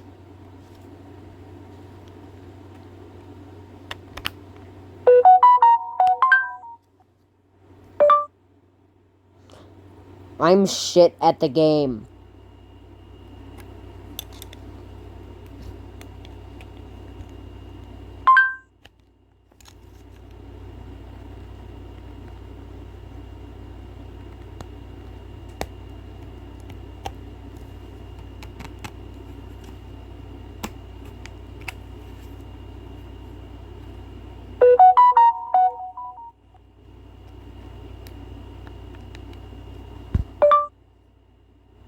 So, no, I'm not gonna 1v1 you. 1v1.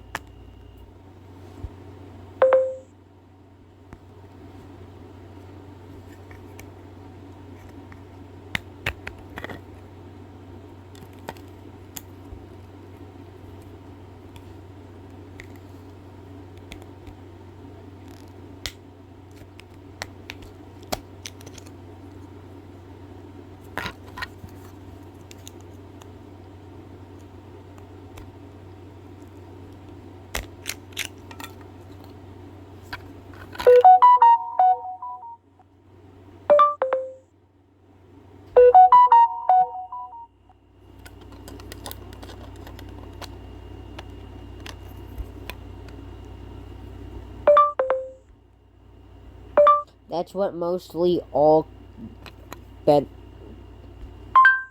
Blockman Go content creators make nowadays. Go.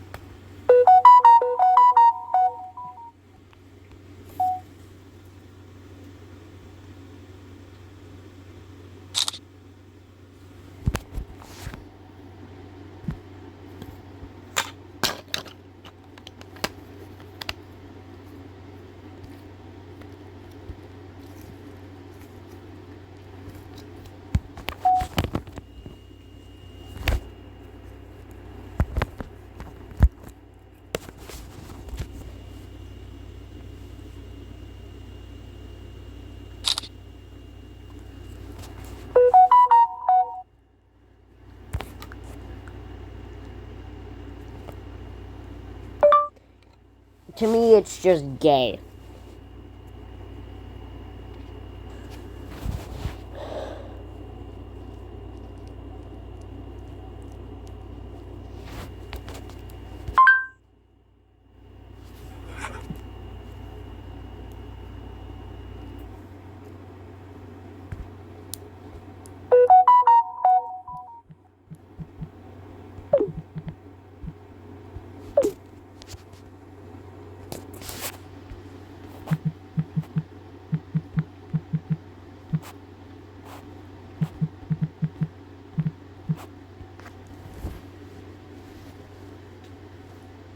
This also is a lookout towards the lobby. All right, so now let's head over into this direction. So we already went through there, which is Bammer's section. Let's just fly through here. Oh man. Look at this giant place. If Rusher ever comes back to 2v2T, this is where I want to have that fight. Look at this church. Absolutely stunning. And it's all under the ocean. Look at this.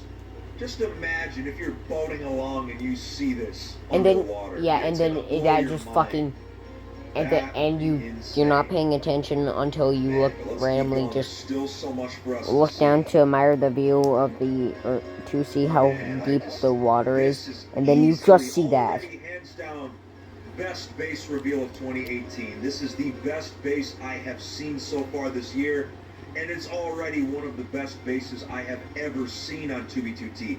Just for the sheer amount of detail put into this whole thing. Hold on, so we're going this way now. Oh man, it's like, which entrance do we go? And we've got like this anchor here. Go through this little lava hallway here. Bunch of signs. Building rules. No, wait a minute. I think this is the actual village. Oh yeah, at this. The village of Bodekin. Oh my God.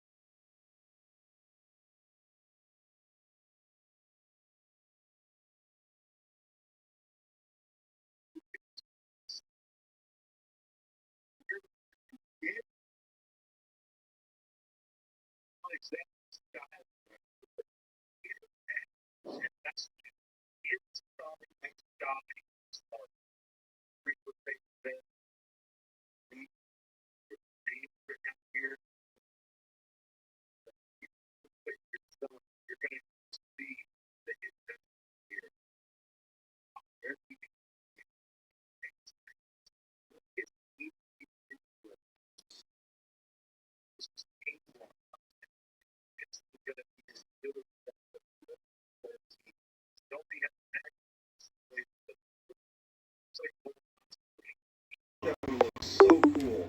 If only this base could have survived a little.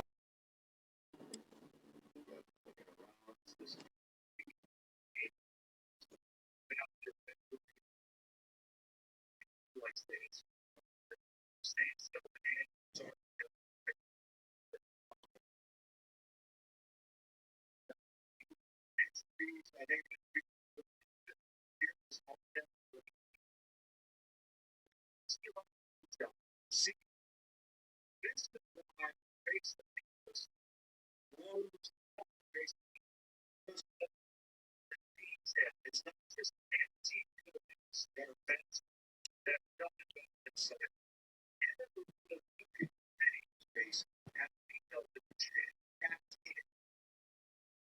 who else's house do we have here? Here's Varga Girl's house.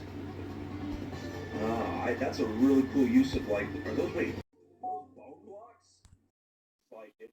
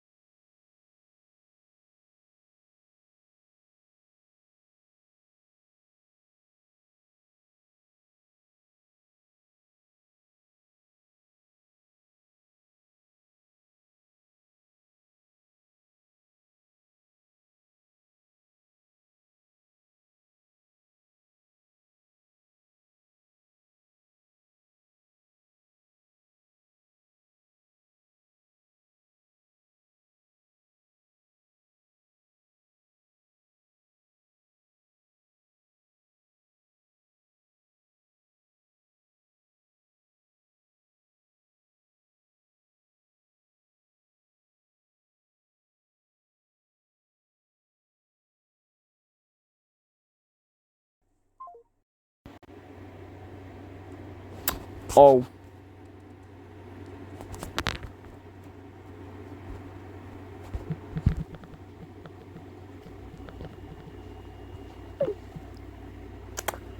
Wow. Wow. Whose house was this now? This was...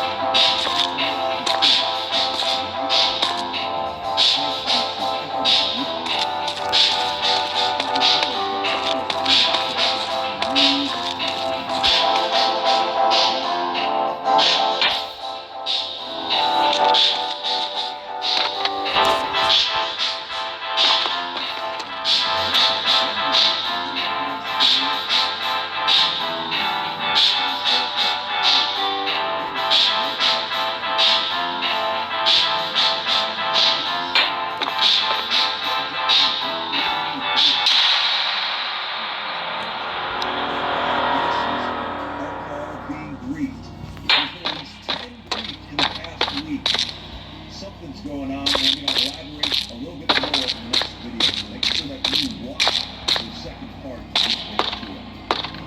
So, on that note, hope to see you again probably the day after tomorrow. This base tour. Bo Decken is already easily, hands down, best base of 2018 that I've built so far. And that I've even seen. Easily best base. So take it easy, everyone. We'll see you for round 2. You haven't even seen the best part yet. Let's get this working. It's crazy. Well, it wasn't fun.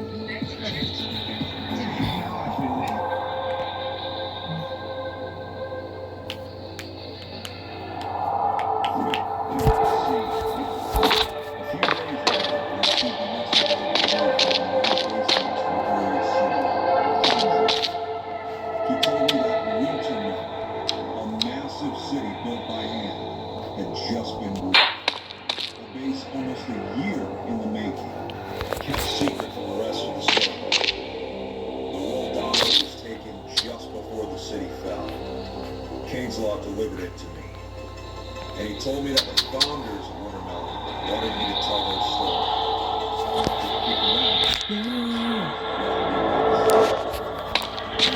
Let's get started. Coordinates F1. Freaking mode. God damn it.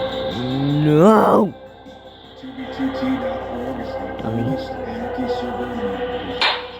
There are no rules. Hack, cheat, steal, lie. Nothing is off limits. Wars, battles, bills, and betrayals. And all that. As with anything related to 2b2t, viewer discretion is advised. To the world's worst server.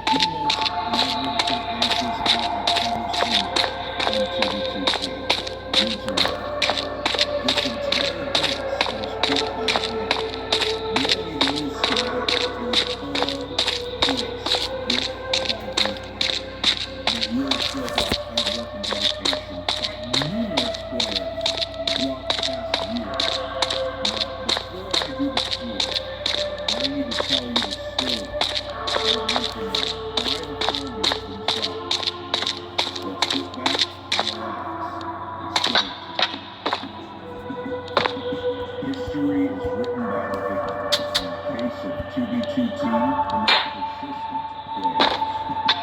The followers of the Melon have been in and out of existence since the beginning of time.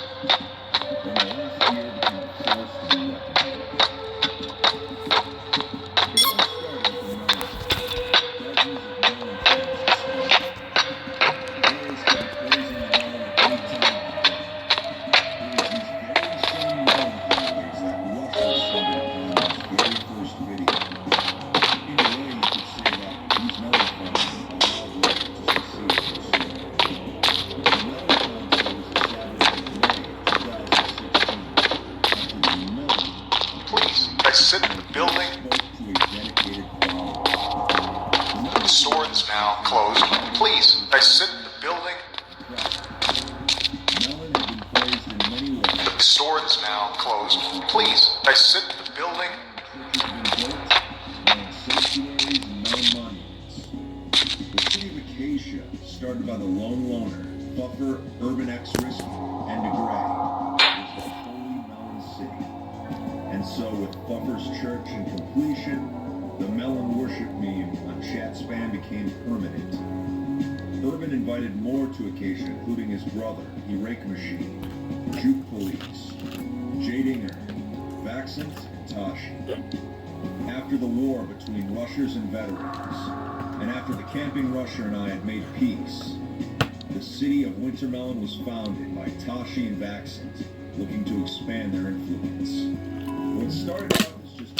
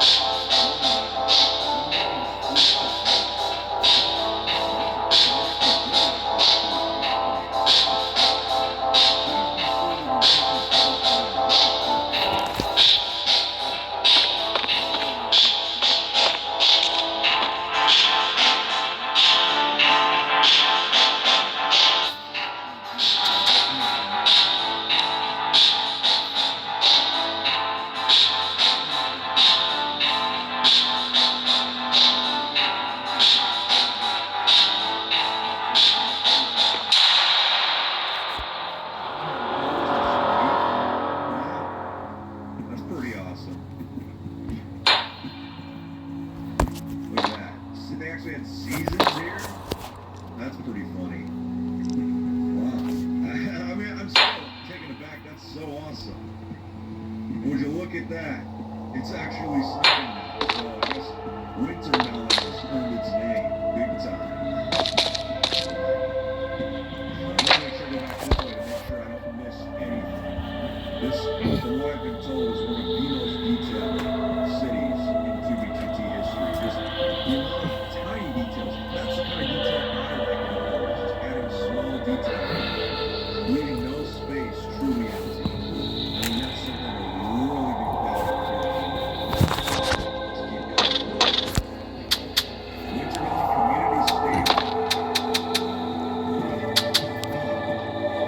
I don't see any horses or donkeys, but they were probably using the donkeys for the most recent Duke workout. See anything up here? No, just hay for the horses. Jeez. Anything cool out here? Nope. There's more trees. It does look pretty nice though. It really does. Uh-oh.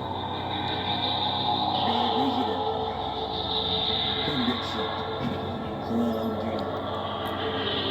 Well, looks like we got a pretty big igloo over this way, so of course we have to check it out. Oh boy, we got some crickles in there though. Did this person have a bone? No, they didn't. This is unfortunate. Looks like we're going to have to fight it. Peekaboo.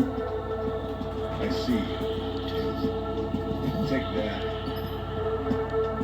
That's right. Come here, creeps. Don't mind me. Just doing a little debt collecting. There we go. This is a pretty interesting design here. I like the random quartz block they have here instead of snow.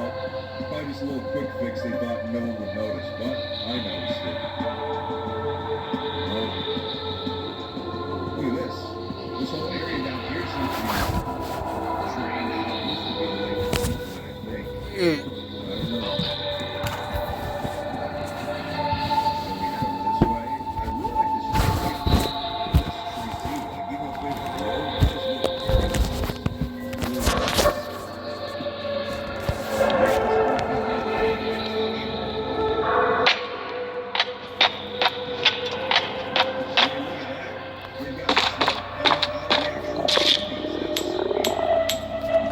That's like something you'd see on like a server farm.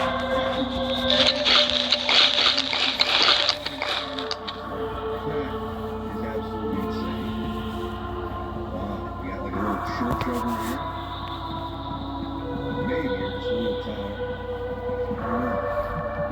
Oh wait, wow. Okay, so this actually leads to the larger sections of the base. I'll have to come back here for sure. But I want to keep going this way. It looks like there's some really interesting stuff. Like here's a windmill. Wow, look at that. That's a great detail. Fantastic detail, actually. Another little home built by Tashi. Look at them. And of course, here's a winter melon, very appropriate for this base. Wow, that's awesome. Another house here. I'm guessing this is also. Oh, Thomas Gas, Royal Mansion. Okay. We're gonna head this way now. There's a lot over here I want to see that we have not seen yet. Well, that looks like a really cool little Eiffel Tower looking thing. Oh, that's cool. Well, like I said, I'm trying to keep this base tour under an hour. Like I said, I don't want this thing to go on too long. Well, here's a little redstone-powered railroad. Very cool. And this tower looks pretty interesting. And I just look at all the massive builds in the background. I mean, that's insane. There's just so much to this base. I don't even know where to get started.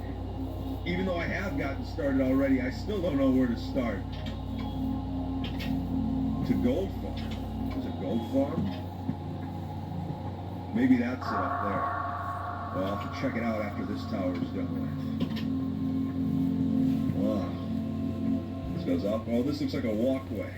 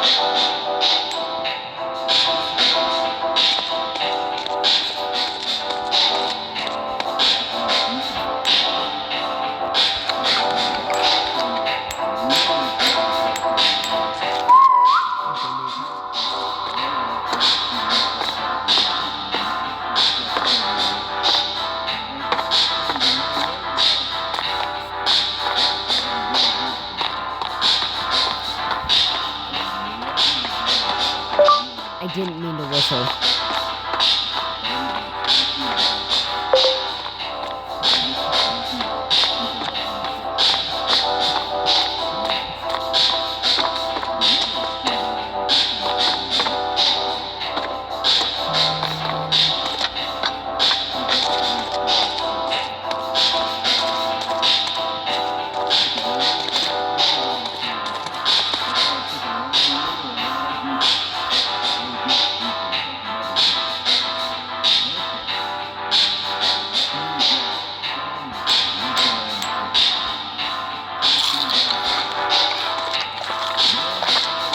I just fucking...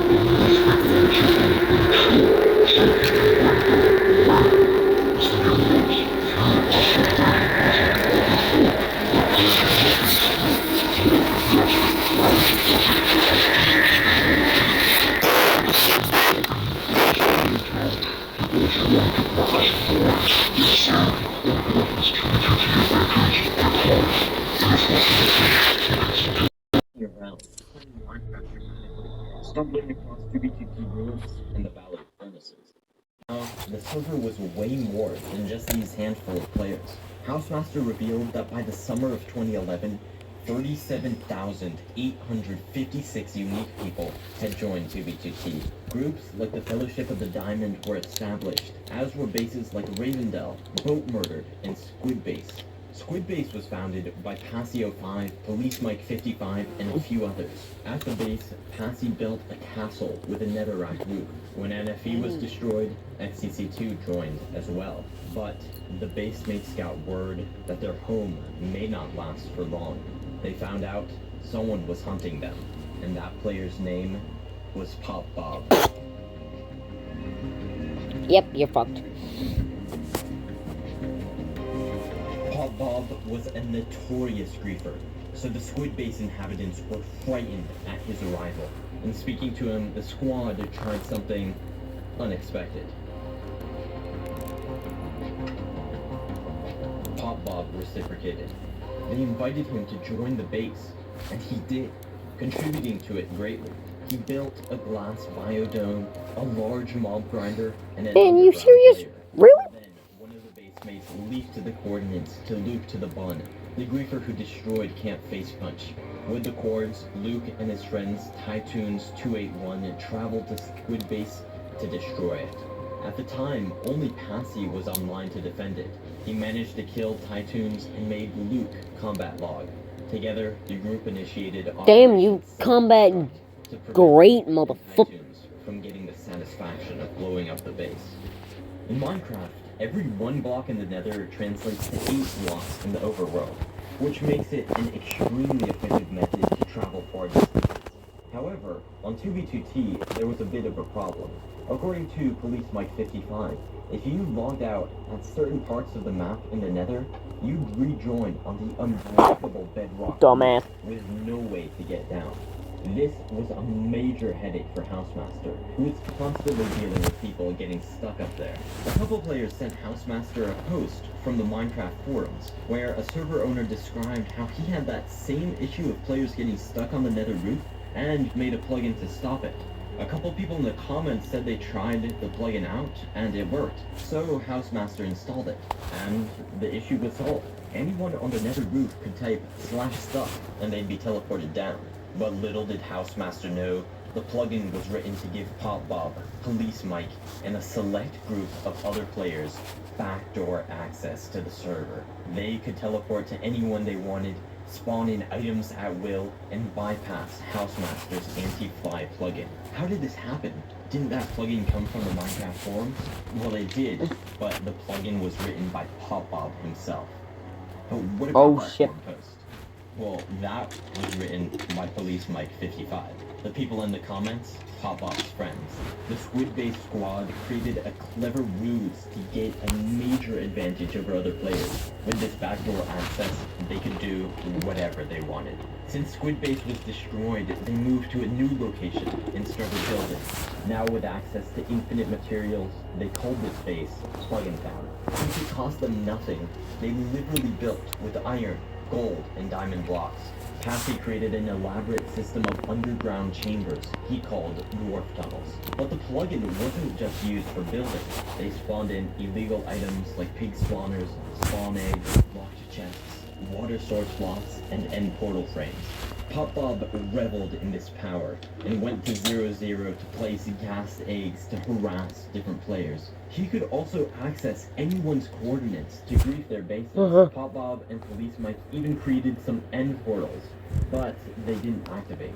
Pop Bob and Police Mike thought the end was disabled, but they didn't realize the portal frames were actually misaligned. Pop Bob teleported to tons of different players and bases, destroying them. One day he showed up at Old Town, out of the blue, and placed just some of his infinite supply of TNT, while Optopia and another member, Willy Woo, hid below. Optopia told Housemaster what happened, and House went to see it for himself. Invisible, he went to Plugin Town and watched the members using flight while building with illegal materials. House even joined a fake base, created to bait Pop Bob there. When Pop Bob appeared out of thin air, Housemaster saw undeniable evidence of the back door with his own eyes. He removed the Nether Roof plugin, but Plugin Town and their stashes of illegal items remained.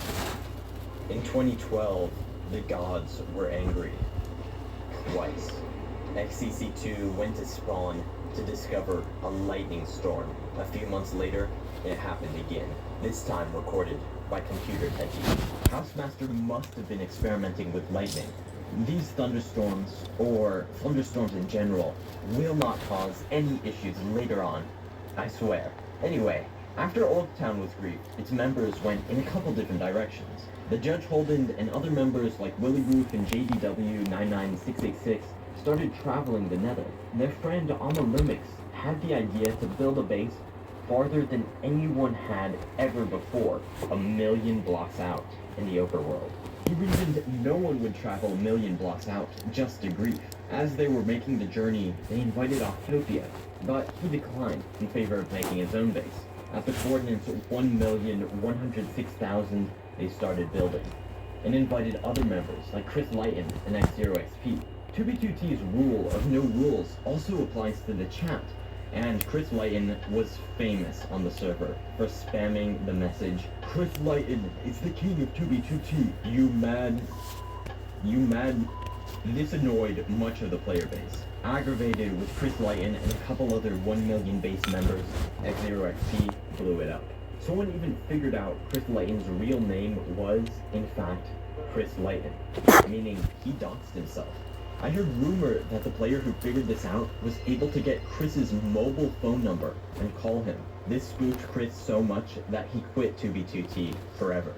This is one of the first examples of 2B2T players taking things from the server into real life, but it certainly won't be the last. Another player displaced by Pop Bob griefing Old Town was Octopia. While all that 1,000,000 base drama was going down, he was vibing. He found an island area in the sea and started building a new base there, with jungle trees and a wool farm he used to create a rainbow road. The base was hence named the Rainbow Islands. Somehow though, Pop Bob and Police Mike 55 got the coordinates and blew up much of the base. Seeing the damage, Octopia decided to stay and repair it, but later on he got into an argument with Pop Bob. Optopia mocked him, but Pop-Bob pulled out the trump card. You should be careful, because I know where you live. In Minecraft, Pop-Bob revealed he knew Optopia was still at the Rainbow Islands. When Optopia logged in the next day, he found the base in ruins and the bedrock cross, Pop-Bob's signature. Enraged, Optopia vowed to get revenge. He put on his best gear and brewed a secret weapon, potions of harmony. Optopia set out to spawn only to find Pop-Bob waiting for him.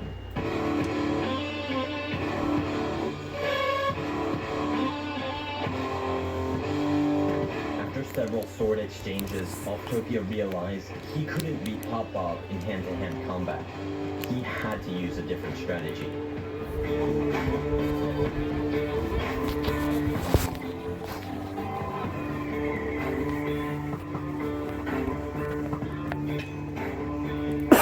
Pop-Bob died. Pop-Bob was defeated. I'm gonna guys. Join up with others to enhance their 2B2T experience, but not everyone. One player named Jang was perfectly satisfied flying solo. Tens of thousands of blocks from spawn, he embarked on an ambitious project, a wheat farm. But not just any wheat farm. The biggest sanctuary the server had ever seen. Over the next few years, Jang built pyramids, sphinxes, and of course, planted a lot of wheat, all on his own. At some point, Optopia joined to help protect him, and the Valley of Wheat became a refuge for new and old players alike. In fact, it was so respected that even Pop-Bob visited it without griefing. Even though Pop-Bob's back door had been fixed, there were a lot of illegal items still in the game. XCC2, Passio 5, Ziggy S, and some other players went to create a new base, and they contacted Cream of the Sloth. Cream of the Sloth was one of XCC2's friends from Plugin Town, and he wanted to get the location of Cream's stash of illegal items.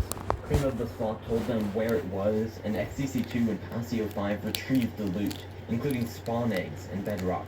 At Ziggy Base, someone was experimenting with FreeCam, a newly created hack. FreeCam lets you fly outside of your players, almost like spectator mode. The experimenter discovered if you opened a chest outside of reach using FreeCam, then took items out, the items would become zeros. Zero items can be tossed or put into chests infinitely.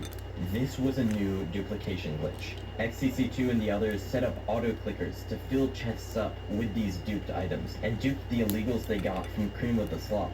Passy used the duped bedrock to build a monolith from the Dead Space video game, something the 2B community named the Bedrock Comet. The Ziggy Base squad also built a bedrock wall, damming up the ocean shore, and a bedrock bunker. When the base got different visitors, they decided to abandon it. These bedrock structures weren't the only fallout of the backdoor's illegal items. XQT updated to version Java 1.0 back in November of 2011, the Minecraft version that added the end dimension. But 2B players couldn't get to the end. Only 3 strongholds generated per Minecraft world at the time, and the chunks where the strongholds would generate had already been created. This effectively locked the end dimension. When players petitioned Housemaster to open it up, he refused. However, in March of 2012, XCC2 got his hands on a stack of end portal frames and wanted to open an end portal himself. In regular Minecraft worlds, every end portal is within a stronghold, so maybe that's the key. XCC2 and Police Mike 55 rebuilt an entire portal room by hand, placed the portal frames, and it activated. The two of them, with JDW99666, all you hear is killed the dragon, collected the dragon egg, and then dipped. However, if you know the noise that it normally would do, but I can't really make the noise because, well, I suck at making noises. Like, yes, I don't know. I'm fucking tired. So it was impossible for anyone to tell he was there. Being hidden over the void in a dimension few people have reason to travel to is one way to hide your base. But you could just go really far. That's what the Viking group did. A group of players, including Emperor Turai. The Viking group got onto the nether roof and traveled far out, and started building a base. Tarai used a mod called Vault Soul to turn the famous statue of Christ the Redeemer into something that could be built in Minecraft. Then, he built it. To the disdain of the other members, Tarai essentially took over the project. So, the base was named Imperator's Base, or Imp's Base for short. Imp's Base expanded over the next several years and became something fascinating with tons of lore behind it, which we'll get to later. Knowing how much fun they had after the first backdoor, PopBob and X0XP wanted to do it again. Last time, they did it by giving a plugin to fix a headache-inducing exploit for Housemaster, so they thought to try that once more. PopBob and X0XP had an exploit that allowed minecarts to travel super fast, without rails. This can generate tons of chunks, lagging the server tremendously. After showing the exploit to House, they gave him their plugin. This time, the plugin didn't have anything malicious except for its ability to auto-update. At this moment, the plugin wasn't backdooring the server, but all it takes is one upload from PopBob, and suddenly he'd be back in business. Wary of what happened last time, Housemaster gave it to another coder named Ben Jojo, who removed the auto-updater and hosted it on his own server. There, he saw what PopBob was trying to do, and this time, it didn't work.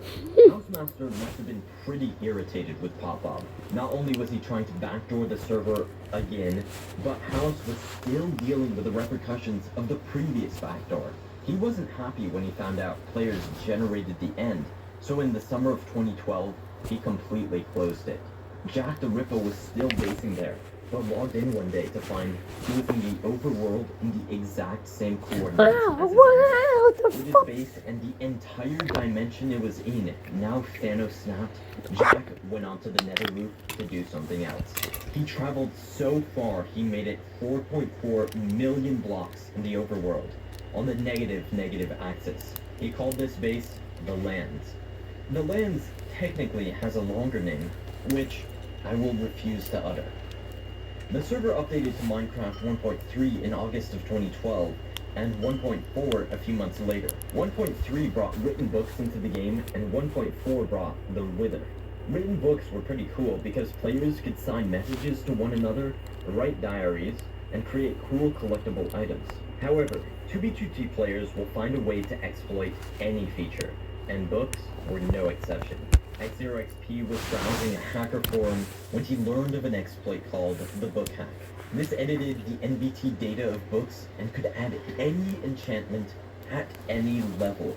With the Book Hack, anyone could create books with sharpness 32,000, which one-shot any player and any mob. Looting 32,000, which caused a single mob to drop a double chest's worth of loot, and knockback 32,000, which sent players and mobs into the stratosphere. Is it any surprise that the Book Hack spread across the server? Jack the Ripper actually used looting 32,000 to kill zombie pigmen, which dropped tremendous quantities of gold. With this, he built the server's very first fully powered beacon. The book exploit could also be used to sign books in other people's names. Frickin created a Book of Chords, which had famous players' names and X and Y numbers next to them, and the book was signed by Housemaster. Frickin went around trolling people, saying that Housemaster had given him chords to everyone's bases. New players were like, "What? He can't do that. This isn't anarchy." The exploit only lasted 1 weekend, but it sure was powerful. The year is now 2013, and the month is March. A player named Dr. Zombie joined 2b2t and recorded himself escaping Spawn and exploring the ruins. He called it the world's worst server because of the toxicity. Dr. Zombie continued to upload content on the server in this exploratory Let's Play style for the next 8 years. In April, Housemaster temporarily put the server onto a testing map to experiment with different players. There, 2 groups met and built a base together. The first was called the Black Flag Group, and the second, Brad Pitt would. By Brad Pitt, I actually mean a certain leader from Germany in the 1940s, but I'll refer to him as Brad Pitt. Normally, what happens when 2 groups come together is someone does something that angers another player, the beef escalates, and then no one ever talks to each other again. However, The Black Flag Group and Brad Pittwood enjoyed working together so much that they decided to join into one group called Valkyria. When Housemaster brought back the main 2v2T map, the Valkyria stuck together. The Valkyria base was built, and a lot of the credit for that construction goes to Sato86. At Valkyria, one of the members, Kino Rana, observed something strange. If he had a bow and used all of its durability, it would break, as items are supposed to. However, the bow would leave behind a ghost. The ghost bow couldn't be used, but it could be placed into an item frame. If this was done, when the item frame was broken, the bow reverted back to normal. Kino Rana tried to figure out if there was a way to get non-durability items into this ghost state, and he did. If he took items out of a minecart while in free cam, as the minecart was sent through a nether portal, he could generate items out of thin air. He gave this dupe to Valkyria, and they used it to become the most powerful group with the most powerful gear on the server. Sato used duplicated diamond blocks to build Valkyria's famous symbol, the eagle. Jack the Ripper, who was a member of Valkyria, stated that before this, groups on 2b2T came together from outside sources. People who played together on other servers joined 2b2T at the same time and worked together. But Valkyria was different. This was the first time a 2b2T group was formed solely around people from within 2b2T. They were genuine 2b2T friends. As Valkyria's construction was coming to a close, many of its members were bored.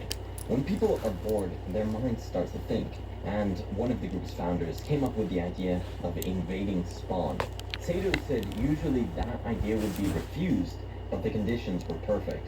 Every Valkyrian was equipped in Kino's duped armor, strong enough to challenge any threat they could come across. A few scouts, like Drew Bookman and Hinder JD, went ahead, setting up farms to sustain the coming army.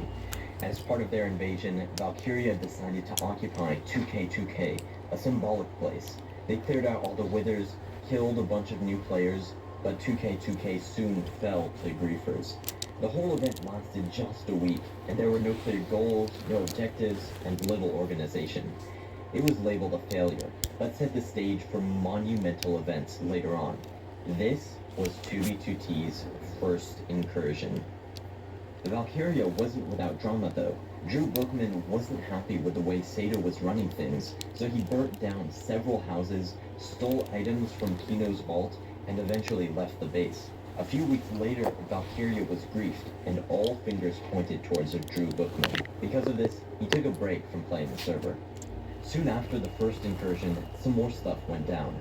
Pop Bob had been sharing his hacked client with X0XP, but stopped letting X0XP use it. Upset he was without a hacked client, X0 went on to develop his own, which he called the Brad Pitt client. The Brad Pitt client had quite a number of advanced features, including a hack that let you walk on water, a hack that showed you players' logout locations, and even an exploit that allowed you to teleport to your spawn point without losing your items. X0XP shared the client with the 2B community, but of course, it was backdoored. With a single command, he could get the coordinates of every single person using the client, which compromised the location of a ton of bases on the server, including Imp's base and one of Valkyria's. At the same time, the video game magazine IGN posted an article and video on the 6 most amazing things I've seen in Minecraft. One of them was 2v2T Spawn. A storm of new players toured the server to see Spawn for themselves. If Valkyrians weren't angry from the Brad Pitt client situation, well, they were fired up now. Thus, the second incursion began with 3 objectives. 1. Destroy all new player farms and bases around Spawn. 2. Kill all new players. And 3. Protect XCC2's restored NFE. The Valkyrians built a spawn base and even built beacons and highways across the area. The second incursion lasted 2 months, and Sato estimated they killed thousands of new players. Sato had mixed feelings about the incursion though. He felt they may have been too brutal and scared new people away, players who could have become regulars and even new friends. After the incursion, Sato invited Jack the Ripper, XCC2, and others he met during it to rebuild Valkyria, which they renamed to Valkyria 2.0. Soon though, Drew Bookman rejoined the server and was coming after Valkyria again. Someone gave Pop Bob the cords to the base to defend it from Drew. Big mistake. Pop Bob showed up at Valkyria, so Sato ordered it to be abandoned. A few months later it was griefed, but even a decade after the fact, we still don't know exactly who did it. These days, 2B2T has hundreds of players online at any given moment, but back then, the player base was much smaller. At the time, Housemaster was paying for the server out of his own pocket, but that was in September 2013, House posted on the 2B2T website that the server needed $90 a month to keep running. If not, he'd be forced to shut it down. This donation goal was pretty steep, and there were some months when XCC2 and Offtopia fully funded the server themselves. Still, people were playing and bases were established, like Asgard 1, Shenandoah, and Castle Hateheart. Castle Hateheart was the home of a player named Legit Yarick, who played 2B2T without using coordinates. Since he wasn't using coordinates, Yarick wanted a way to be able to find his base from spawn, so he built the Old Spawn Road, a winding pathway tens of thousands of blocks that brought him all the way to Castle Hateheart, an inn where Yarick helped new players. Some people use the Old Spawn Road to find the location of a base. Please fucking explain to me how they'd be jobless. More sophisticated. The player Atrika realized that when lightning strikes in Minecraft, the thunder sound is directional, meaning if lightning strikes behind you, you'll hear the sound coming from behind. For some reason though, Minecraft thunder sounds can travel as far as 160,000 blocks. On top of that, lightning only strikes in loaded chunks. That means if you hear the thunder, you can draw a straight line from where you are to another player. What makes this dangerous is when you add some simple mathematics. If you have two accounts in different locations and then hear the thunder, you can triangulate the exact location of it, revealing a player's coordinates. This is exactly what Pop Bob did, and he called it the Thunder Hack. For months, Pop Bob terrified the server, finding bases, destroying them, and killing all their inhabitants. Like when he attacked a lowly fisherman named Fit. Even after Housemaster disabled Thunder, Pop Bob continued his reign of terror because of how many coordinates he had stored. Using this, he and a few buddies, Itristan and Pyrobyte, were able to find InSpace. By now, the base had grown tremendously, and Emperor Tarai invited the three newcomers to join. Someone took a screenshot of the Jesus statue Emperor built, and it actually became the background for 2B2T's website, representing the family-friendly Minecraft server values 2B2T so wholesomely espouses. For years, Pop Bob had been up to no good, but Itristan and Pyrobyte were just getting started. In December 2013, Itristan became acquainted with Housemaster. House was looking for help from coders in the community, so Tristan and Pyrobyte stepped up. They created a plugin that made it impossible for players to access the Nether Reef, and fixed an issue with anvils. The plugin looked legit, so Housemaster ran it. But looks can be deceiving, because there were malicious lines hidden within the code. For one thing, Tristan and Pyro wrote it, so they could still access the Nether Roof if they were riding an entity. Secondly, the anvil fix actually allowed them to get infinite items. If they added the string /0x87 to the end of an item name, it would become negative, and we know how dangerous negative items are. The most insidious part of the code though, the ability to get admin access to the server. They created an incredible amount of illegal items, like player heads, gas spawn eggs, and weapons and armor, with enchants at level 32,000. Pyrobyte created a weapon he called the 666 sword, a diamond sword with sharpness 666. They also did something that wouldn't be discovered for another 4 years. He removed the plugin, but this wouldn't be the last time Tristan and Pyro got away with something this insane. On New Year's Day, 2014, some strange stuff was going on at the lands. If you were there in spectator mode, you'd have seen Jack the Ripper hanging out with his friend Zarviar, and a third player, Zarviar 1.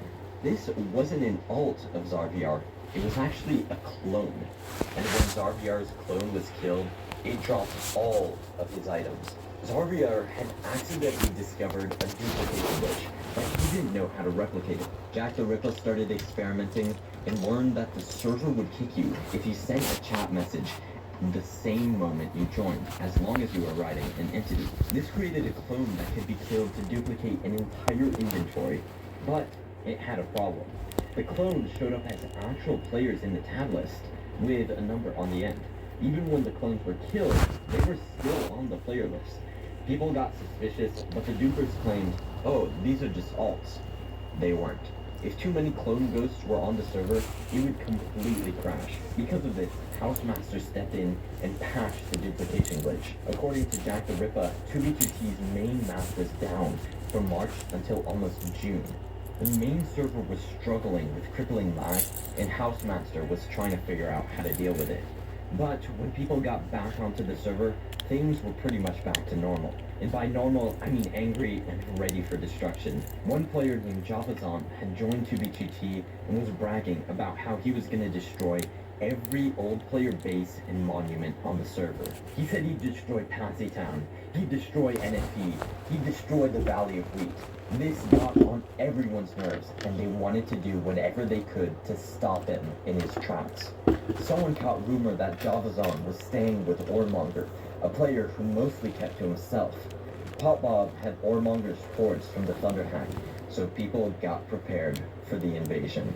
According to both Jack the Ripper and the infamous griefer Jared 2013, as many as 20 people invaded Oremonger's base to destroy it. This invasion included Pop Bob, Jared, XCC2, iTristan, and Pyrobite. Oremonger, of course, was furious and sought vengeance on the people who had wronged him. At the end of July of 2014, a strange and now infamous message appeared on the 2b2t website. It said, Housemaster has left 2b2t forever and is no longer in charge. The server will continue like normal though, and will be operated by an anonymous friend. Most people believe that anonymous friend is George Bush 420, but we can't be certain. 2b2t players do believe this message was for real and not just a troll, because the server owner's personality, especially how he communicated in emails, changed after this post. For the sake of simplicity though, I'll continue to refer to the server owner as Housemaster. Things were pretty quiet on 2b2t until December. It was then that the player Thieves and Sound began a new operation. On the x-axis, 26,000 blocks south of spawn, Thieves started minding. For the next 4 months he mined and built. What was he building? A canal. He met another builder named Chad DX, who was working on building spawn roads. About 1,200 blocks from spawn, Chad found a coastline that naturally connected to the canal, and they built a structure they named the South Alpha Coast Terminal. Thieves and Chad created a new group as well, the Southern Canal Corps. One member, Total Darkness, brought the canal from 56,000 blocks all the way to 100k. The Southern Canal would continue to be constructed for years to come. Halfway through December, the player James Russells posted the very first entry to the 2b2t blog. This was a site he started because he felt there wasn't a great place for 2b2t discussion apart from the website itself and Facebook forums. The only problem with those is the mods sometimes deleted people's posts. Fighting back against censorship, James' first entry was about the Gate 2.0, a 254 by 254 block hole dug to bedrock by hand. The Gate 2.0 was of course inspired by the original Gate, started by Victor 96 and Cytotoxic T-Cell. When the original Gate was griefed, they wanted to move further out, so the group went to the -4444 Nether Highway. The Gate member Khaleesi was building a Temple of Light, and Coconut 4 started building the Temple of Darkness. One day, a griefer named IMBJR was walking down the Nether Highways when he started bragging in chat that there were obvious signs of life, and there was going to be a base at the end of the highway. James Russells asked him which highway he was on, and he said, -4444. Shoot. James and the Gate crew started freaking out over Skype because their base was at the end of the highway, and IMBJR would surely destroy it when he found them. But James had a plan. He ran to the highway, built a wall out of netherrack, as if the highway had ended, added some lava to make it look more legit, and then jumped in. Just minutes later, IMBJR found it and wrote in chat, "Oh my god, someone was digging this tunnel and must have died." He then turned around and left. Thus, the gate 2.0 was never saved. mind, just a dead Now, end, is let's what he move said. to Not fucking, 2015. oh my god, somebody must have dumped. In 2B2T history, things didn't start that way. In fact, they started pretty chill. In the early part of the year, Sato commanded Valkyria to abandon the Fenrir base and start working on Asgard 2. Asgard 2 was stacked. Its members included what must be half of every player I've played so far, and a great many I should have. Things were going well until the coordinates went public. Some say it was leaked by an anonymous player, others say it was Sato himself who did it accidentally. In any case, Ormonger got his hands on Asgard 2's location and was on his way, hoping to get retribution for the uncalled-for attack Valkyria had conducted against him. Sato, knowing the Valkyrians could channel their anger into something constructive, incited a third incursion. Valkyria would go to spawn and create ginormous bases to occupy it. The first would be Wrath Outpost, and when that fell, they'd make another, continuing through each of the 7 deadly sins. There was also a Hypebeast base, representing the 8th deadly sin. The only purpose I can see is to flex on new players. Pyrobyte still had an infinite Ender Chest item, which could be turned into infinite obsidian. With this, the Valkyrians designed and constructed Wrath Outpost, a massive, and I mean massive structure. The centerpiece, a single block of bedrock, placed by Pyro. People tried to take Wrath Outpost down, but it wasn't going to be easy. One day, Tristan, Popbob, and Jared 2013 got the jump on the Valkyrian Henry. When Henry was vanquished, they began to lava cast the base. But soon, reinforcements arrived. Sato 86, Jack the Ripper, and Fit all emerged from a nether portal and fought off the invaders. Both Jared and Tristan ran, and Bet Popbob MC for the totally win. combat logged. Pyro then used his infinite block of TNT to destroy the lava cast. During the incursion, 2 new players, Colt Snid and American Oreo, were walking to their base when they encountered a Valkyria member. Not knowing what the third incursion was, Colt Snid and Oreo killed the Valkyrian. Within 15 minutes, Sato appeared, decked out in max gear, and killed Colt Snid and Oreo with ease. Colt Snid declared war on Valkyria, creating the Vortex Coalition, VOCO for short, a team of players set against the server's most powerful group. Despite this opposition, Valkyria occupied spawn for an entire month, and the incursion was deemed a major success. With everyone focused on the incursion, Jack the Ripper realized something. Everyone, and I mean everyone, was busy at spawn. That meant there was a place, well, not just one place, an entire dimension really, that was utterly neglected. The end. Maybe this was Jack's chance to finally build the end base he always wanted to. So Jack went to the end and followed a bedrock pathway made by a buddy of his, Stupid Walrus. Housemaster had implemented a plugin to patch holes in the floor of the nether, but it also patched holes in the floor of the end, meaning if you placed a block in the chunk, it would create a 16 by 16 bedrock platform. Anyway, Jack followed the pathway to a base Walrus built, and bridged away from that, hundreds of blocks over the void. Walrus did all the hard work of getting animals into the end, so Jack snagged a couple of those and started construction. Resources in the end are limited, but Jack had help. XCC2 showed up and gave Jack some of his infinite items: stone, wood, gold, iron, emerald, and beacon. Pyrobyte also pulled up and gifted Jack infinite quartz and dirt. Those weren't the only illegals Pyro gave Jack. He also gave some player heads, pig spawners, a gas egg, and a singular piece of bedrock. Jack used the gas egg to convert one of the pig spawners into a gas spawner, and placed the bedrock at the bottom center of the base. After building the main section, inspired by a giant stone temple Jack had built in the lands, the base was really coming together. Jack called it Space Valkyria. Space Valkyria allowed Jack to have a secret base and still be involved in the incursion. He had a hack called Glide that let him walk over air, back to the main end island. He could take part in spawn activities with ease. One time, he and the other Valkyrians were hanging out when Jack started showering everyone with an XP bottle he got from Pyro. It just kept going. When the spawn shenanigans were finished, all he had to do is glide from the main end island back to Space Valkyria. But that wouldn't last forever. On May 28th, someone discovered the /tell exploit. On 2b2t, you can send people direct messages, but you could also send messages in mass to anyone within certain coordinates. With just a few messages and some quick maths, you could triangulate the position of anyone on the server. The only thing it didn't say was their dimension. Jared 2013 and Taylor 112 used the exploit to find Jack the Ripper's coordinates, just a few thousand blocks from 00. They checked the overworld. Jack wasn't there. They checked the nether. Jack wasn't there. That could mean only one thing. He was standing on a platform over the void in a hidden end base. That's how Jared and Taylor found Space Valkyria. Since the base was no longer safe, Jack knew he had to abandon it, even though it wasn't finished. So he bridged out another direction for 1,000 blocks or so and started Space Valkyria 2. Even after Jared and Taylor destroyed the base, Taylor knew Jack was still in the end and taunted him. Taylor sent Jack a screenshot of him breaking an end portal with a lava bucket and threatened to lock Jack in the end for good.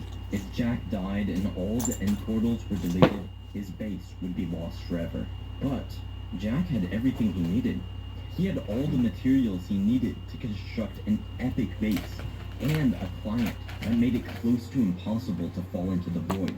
Knowing it was the only way to keep himself safe, Jack went on an ult to all the end portals around and destroyed them, blaming Taylor and Jared in the process. This gave Jack a complete monopoly over the end dimension. With that security, he built Space Valkyria 2. When the third incursion was complete, a number of Valkyrians went to the new base, Aurea City, founded by Kaneslaw and Takrav. Kaneslaw built a large gold farm and housed an assortment of builds from various players, like James Russell's Colosseum. Aureus wasn't the only city founded after the third incursion though. Ormonger, Vernilin, and Blue Bookman worked together to create King's Landing, and invited a bunch of other people, like Yellowstone Joe and Tristan as well. Tristan yep, I'm ending the video off here, guys. Thanks for liking, subscribe, hit the notification bell, do it, don't care. To make you can't stop, you can't do anything at this point. Fucking tired, and yeah. You see right now are made with world downloads collected by Project Vault. Project Vault was started in the fall of 2015 by Spark. Peace.